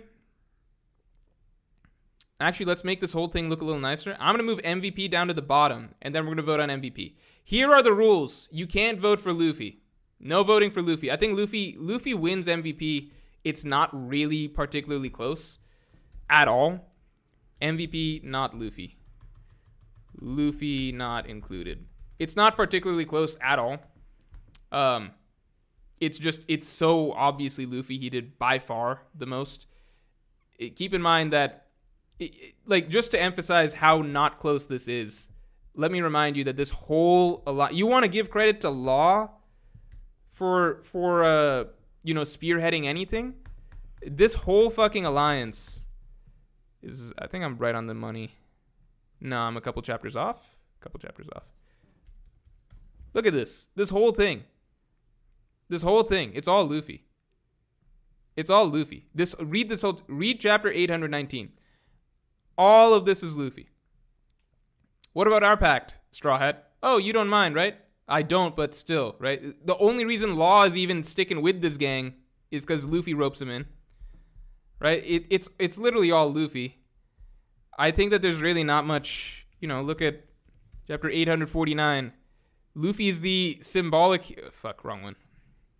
949. I knew it was like a 49. Look at this. He's the one that gets all the samurai back on the same page. We came here to fight Kaido and win. He's got them now. He's grasped their heart. He's grasped their hearts, right? He's got them now. He's grasped their hearts, right? Everyone's talking up Luffy the entire way through. They all know, Luffy's the man. Luffy's the guy, right? He's the symbolic figurehead leader of this whole, this whole enterprise. There's nothing much else to say. You've even got Kinemon telling Kaido, even if we lose, Luffy and the rest of them, Luffy's gonna make sure that Wano is freed. And at the end of the day, it is Luffy who makes sure that Wano is freed. There's just no other argument. I don't know why I feel the need to make this argument to you guys, but it's just, I saw some people mentioning earlier MVP, and they were mentioning names that were not Luffy. It's Luffy. It's literally not close. It's just Luffy. So, that being said, Luffy not included. Who do we have next? Nathan H says, Morj is about to spit facts when he starts pulling up chapters by their numbers. I know most... Okay, this is a fun little thing. I think it's fun. You guys probably won't find it fun. You'll probably get bored of it very quickly. But because I had to spend so long finding images back in the day, I now know where most One Piece things are by chapter. Not literally chapter on the dot, but I can get it pretty close. You know what I mean? Some things I'll know on the dot. Some things I'll get pretty close. I think if you gave me any single event in the series, I could probably get it within 5 chapters. I want to say within 5 chapters. Some things I'll get right on the nose. Other things I'll get within 5 chapters. You guys can test me on that later, but pretty sure that I'd be pretty good at that. Okay, I'm seeing Law. I'm seeing Yasue. Odin's disqualified. Odin got them into this mess. Anime Straight Fight says it was actually Sanji by saving Kinemon in Punk Hazard Morj. That's not MVP material. That's it's coincidental. Not coincidental, but it's not MVP material. All right. John Lowe says it's like when the league got tired of LeBron winning MVP, so they chose someone else. Yeah, Luffy's MVP of every arc. Zoro, I don't want to see any Zoros for MVP. I don't want to see any fucking Zoros. We humored you all for, defensive player of the year. Stuff like that, play of the year. But I don't want to see any Zoro for actual most valuable player of the arc. If we're not saying Luffy, I unfortunately have to give it to Law. OG Tampico Juice says, why not just give it to Luffy? Because it's just not fun that way. It's just it's just it might as be there's no discussion to be had. You know what I mean? It's why would I even have the category? Marco, Law, I'm seeing a lot of Law. Yamato is not an MVP. She's not an MVP candidate. Defeated 0 people. Her biggest play was basically an assist to Momonosuke. It's just not really up there. Momo for... It depends how much you want to value Momo stopping Onigashima from falling. I think he technically does have an argument because he did stop Onigashima from falling, so they didn't all just die. At the same time, I have the weirdest feeling that they would not have all just died if Onigashima had fallen to the ground. The weirdest feeling.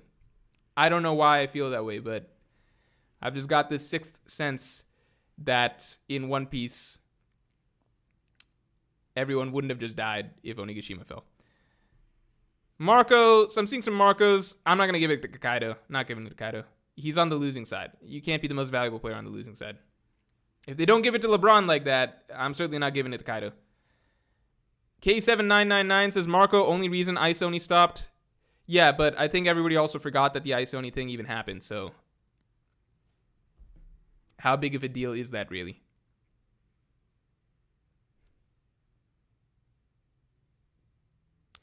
I'm just going to give it, I'll give some options. I'll give some options and we'll settle it on that. All right. MVP besides Luffy. I'll give it to Law. I'll give it to Marco. I'm going to go throw in Yasue, but I don't think, even I know I'm not, I'm not giving it to Yasue. He's not the MVP. He's not MVP. That's not what MVP is. Okay. Before I throw up the poll, let me explain what MVP is, because I think a lot of you guys don't get it. So MVP, here's how MVP works, okay? So a lot of this stuff you're seeing, like sixth man, defensive player of the year, right? Play of the year, stuff like that. So lots of people have like moments of really big contributions. Yasue. You could even argue Tama if you're crazy. Chopper, stop the Isoni stuff. Kid, big part in taking down Big Mom. Like, everybody has, like, Jinbei took down Huzu, Raizo with the water and stuff like that. There's lots of characters that'll have, like, big individual moments of contribution, right? What an MVP is, when you're, like, a franchise player, you're the most valuable player of the year. It is sustained excellence. Sustained excellence from start to finish. That is what an MVP is. You carry the team from beginning to end, and you are ultimately the main reason that they achieved success. Okay? So MVP, I don't want to hear any Tamas unless you can list 3 things Tama did besides flipping the fucking gifters over to their side. Okay? I don't want to hear Raizo unless you really think Fukurokuju was a really big deal. All right? I don't even want to hear Yasue. Not present in Act 3 whatsoever. I don't want to hear things like that. Momonosuke, even with him catching Onigashima, unless you can list a couple other big things, he's not in the MVP conversation. MVP is sustained excellence. Not good for 1 game, not good for 2 games, not good for 3 games. You're good the whole 7-game series, all right? I guess I'm talking about finals MVP here. But let's say you're good for the vast majority of the season, okay? That's what MVP is, all right? Not just one big performance here or there. So with that in mind, you guys tell me, who is MVP? And God help me if I see Tama again. I saw fucking Killer, so I know that some people weren't listening. June Vies says, remember when Zoro said he'd gather the samurai? Yeah, that's what we'd call an MVP candidate who had great Vegas odds going into the season and then turned out to be a total mistake. Mahavid Sadeghi says, Caribou food was more epic than Momo Hold. I don't know about that, but, there's an argument for about equal level of importance. Law, Zoro. Still seeing some Tamas. Big surprise. Law, Zoro, Marco. These are the ones I'm seeing. Law, Zoro, Marco. Morj for failing raid. Okay, I'm seeing Law, Zoro, Marco. Time out. I saw Kinemon's name just now. Not just for the first time for the MVP votes. I saw Kinemon's name just now for the first time in this entire stream. The first time in the entire stream, I saw Kinemon's name just come up. For the first time. This is actually insane. Godspeed mentioned Kinemon. I didn't even think about it. Because Kinemon is easily, in terms of the entire arc, easily top 5 most important characters. Like, if you're listing who are the main characters of Wano, you would probably list Kinemon within your first 5, right? If you're doing it objectively, right? In terms of you're actually going through the arc, reading out who's getting the most screen time, the most significant moments, who's being given the most attention in the story, who's driving the story forward the most. Kinemon is easily top 5. He's got an argument for top 3. Like, in terms of significance as a character over the course of the arc, he's easily above Law and Kid. It's, Law and Kid obviously more significant in contributing to the success of the Alliance. I'm not saying Kinemon should get MVP votes above them or anything, but it's kind of crazy that there's no discussion about it. Like, in terms of which characters got the most focus, this is insane. We went through most improved, sixth man, best character arc, defensive player of the year, biggest bust, rookie, coach of the year, player of the year, best outfits, most assists. This is the first time I saw Kinemon's name. Literally the first time. I saw people yelling Denjiro, and Denjiro showed up for like 10% of the time Kinemon did. This is actually kind of insane. Yamil Diaz says the Scabbards as a group MVP. That's not how that works.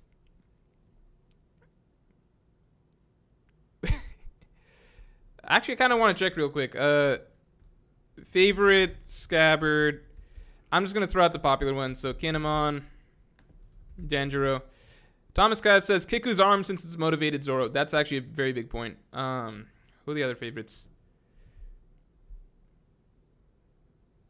Adrian Hakeem says, who healed the Scabbards? Was it Hiyori? You shut up, Adrian. Last time you were talking about doing this some nasty shit with speed. Let's just say that. And yeah, I do think Hiyori healed the Scabbards. Favorite Scabbard, Kinemon, Denjiro. Who else do people like? Ashura, Raizo? I don't even know if that's... It's hard to even say what everyone's favorite Scabbards are. All I know is I'm shocked that... I forgot. I forgot that Kinemon had yet to be mentioned. Izzo for dying is MVP. And how is Kinemon your favorite Scabbard, but you guys somehow didn't mention him for 95% of the stream? I didn't know you guys felt that way about Kinemon. Charles Singleton says Yamato held off Kaido and coached Momo to hold the Oni. That's nice. Very nice. I'll keep that in mind as I don't put her down as one of the options. All right, MVP vote time. We had Law. Saw votes for Zoro. I saw votes for one other person. I don't even remember. Oh, Marco.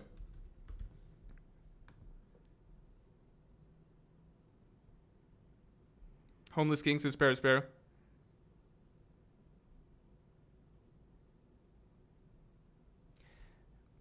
Maruko says Ashura was so underrated. I'll say this. Ashura was my favorite when he was relevant in the story. After learning about his death, it's unfortunate to me because I think that his death could have been a great scene. And it looks like Law is the runaway favorite for this. So Law, I'll give Law MVP in my book too. Why did I type MVP? Most assists Law, MVP Law. Yeah, Law did work. Yeah, Ashura, I was one of the... To me, you never want to have a character's death scene where you don't even realize it's an actual legitimate death scene until like 100 chapters, like 50 chapters later or something like that. You know, like post fact. Because to me, the power of the death scene is the drama you get out of it, right? So I've said this before, I think in a previous stream, but just like what's strange to me is just that the Scabbards that it seemed like Oda was killing off, Kinemon and Kiku. So those were the two Scabbards that he wrote actual death scenes for, right? Keep in mind, I didn't buy Kinemon's death scene as a death scene, but I'm trying to say that in terms of trying to get dramatic juice out of a scene, out of a death scene, Oda did try to write a dramatic death scene for Kinemon for Kiku. Regardless of whether you bought either of those deaths at the time, I'm saying you can see the writing, right, and the way that Oda portrayed those deaths. He was trying to get dramatic juice out of those two scenes. Flip side is Ashura and Izzo. Those were kind of fast, sudden deaths that, you know, you could maybe get the shock value out of, like, oh, did they die or did they not die? But Oda didn't linger really on, like, that character's send-off, I suppose, to really try and get dramatic juice out of their death scene, right? So Kinemon and Kiku were wrote more like in the Pell manner, where Oda got dramatic juice out of their death scene. Like same as Pound, Kinemon, Kiku, they fall in the same category as Pell, Pound, right? Where they're getting these dramatic death scenes, Oda's squeezing this dramatic death scene juice out of them, and then revealing the character didn't actually die, right? That's always disappointing to me. But what's really disappointing is when you did actually have some characters die, but you didn't. Why didn't he squeeze any dramatic juice out of them then? If you're gonna have some death scenes, you actually are gonna have some characters die. Then fucking great, like, let's get some good scenes out of that, right? Instead, Izzo falls over. Izzo suffers basically the exact same wounds as, like, X-Drake and, like, Apu did, right? So we don't really have a reason to believe that Izzo just died. But then we find out that Izzo just died. I would have loved if why can't we just mix and match? Why can't, just don't do a fake out death for Kinemon and Kiku. Instead, use those real deaths for Ashura and Izzo, and let's get some dramatic juice out of them, right? It's not even like we need to be super attached to those characters. I don't think many readers were super attached to Pedro, but I think most of us appreciated that, okay, a character died, and we got like a nice death scene for that character that, we maybe didn't expect, and it was, if you felt it was effective, ineffective, or whatever, it still did something nice for the story. You can see how Pedro's death influenced the tone and the feelings of the characters in the following chapters, right? It's the way Luffy's acting, what he's saying after Pedro's death. It's the most serious that we've seen Luffy in a long time. He's clearly very upset. He's carrying that energy as he goes to fight Katakuri in the mirror world. And then the rest of the Straw Hat crew, they're in shambles. They're actually at their lowest state in the entire New World after Pedro's death. They're super depressed. They're crying. There's a full chapter devoted to them basically mourning Pedro's death. And that's really good. That also sets the tone for the rest of the Big Mom Pirates chase, right? And whether you enjoyed the rest of that section of the arc, that's its own thing. But I'm just saying that, you take a character dies, squeeze the dramatic juice out of it, does good stuff for the rest of the characters, tone of the story, raises stakes going forward. Good stuff, makes sense. I just don't get the decisions that Oda did with the characters he chose to kill or not kill here, because I could go on and on about it, but that's not what the stream is about. All right, you guys get what I'm saying though? Morj wants samurai juice? Yeah, pretty much. All right. I think we're going to call it on that. So here is what we have.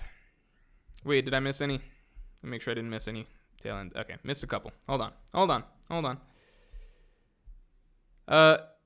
Covered this.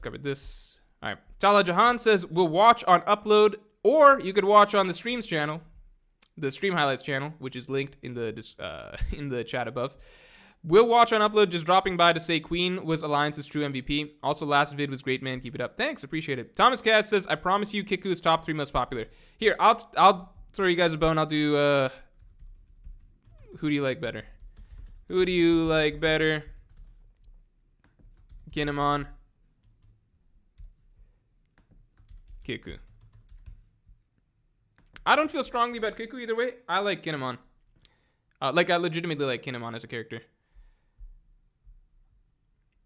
Caleb Brown says, hey Morj, I've taught a lot and I'm willing to replace Adrian as mod for the following reasons. 1, I'm not attracted to horses. 2, I mod for 3 other One Piece YouTubers. 3, I will give you money every stream.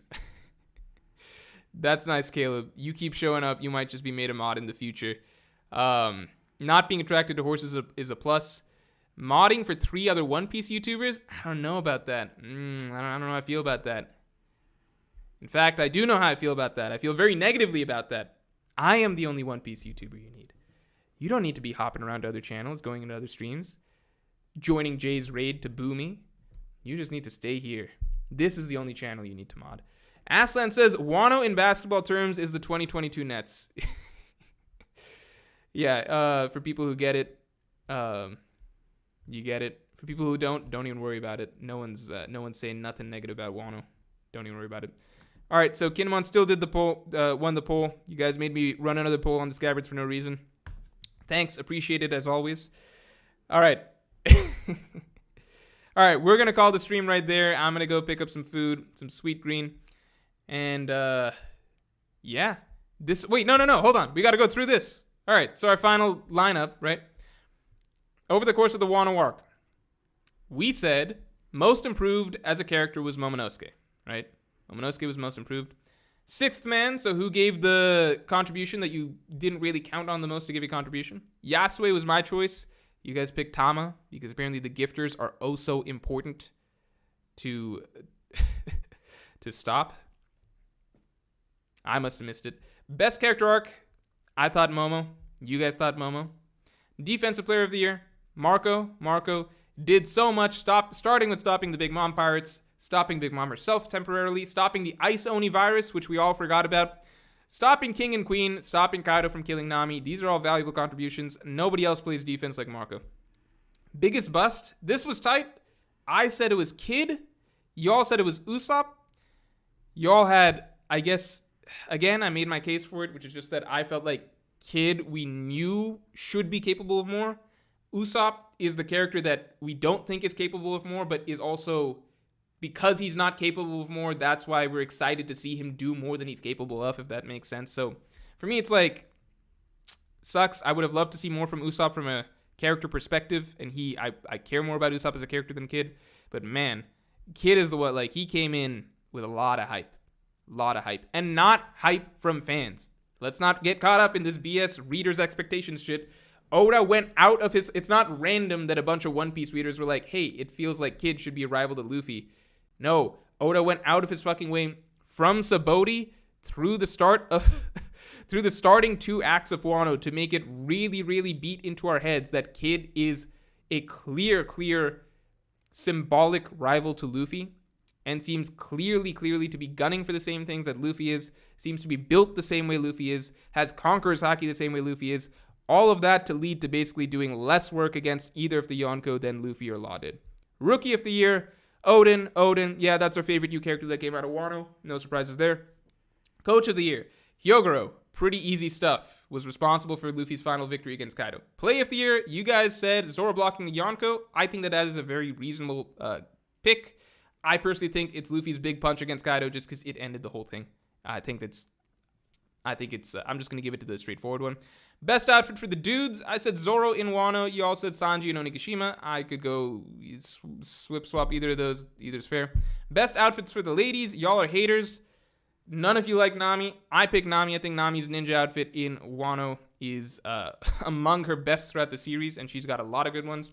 Yamato, I think, still is a really fair choice for best outfitted for the ladies, because Yamato had me fooled, same as you all. I was fooled into thinking that she'd be a good character for the first 15 chapters that she was around. Why? Purely because of her design, and her outfit is part of her design, right? It took a while for me to have the eye-opening experience, or to open my eyes, right? It was no single thing. It took a while for me to open my eyes and just be like, wait, she's just running around doing nothing. She's just tricking y'all, right? Most assists, Law, no question. Well, Marco we said, but defensive plays, whatever. We both had Law and MVP without including Luffy, because Luffy would undoubtedly be the MVP if he was included. Without Luffy included, it's Law. So, I think we got a pretty good rundown here. I think that this is a solid batch of picks. Yeah. I figured we'd maybe see a bit more Zoro on here. Maybe a bit more Kid, not in the biggest bust category, but it is what it is. The winners are the winners. Hope you all enjoyed the stream. If you want to catch the highlights of this stream, again, click the link in the description at the top of this live chat for the channel that has highlights. You can check out older highlight videos of previous streams, things like that. Highlights from this stream will be going on this channel. Yeah, that's pretty much it.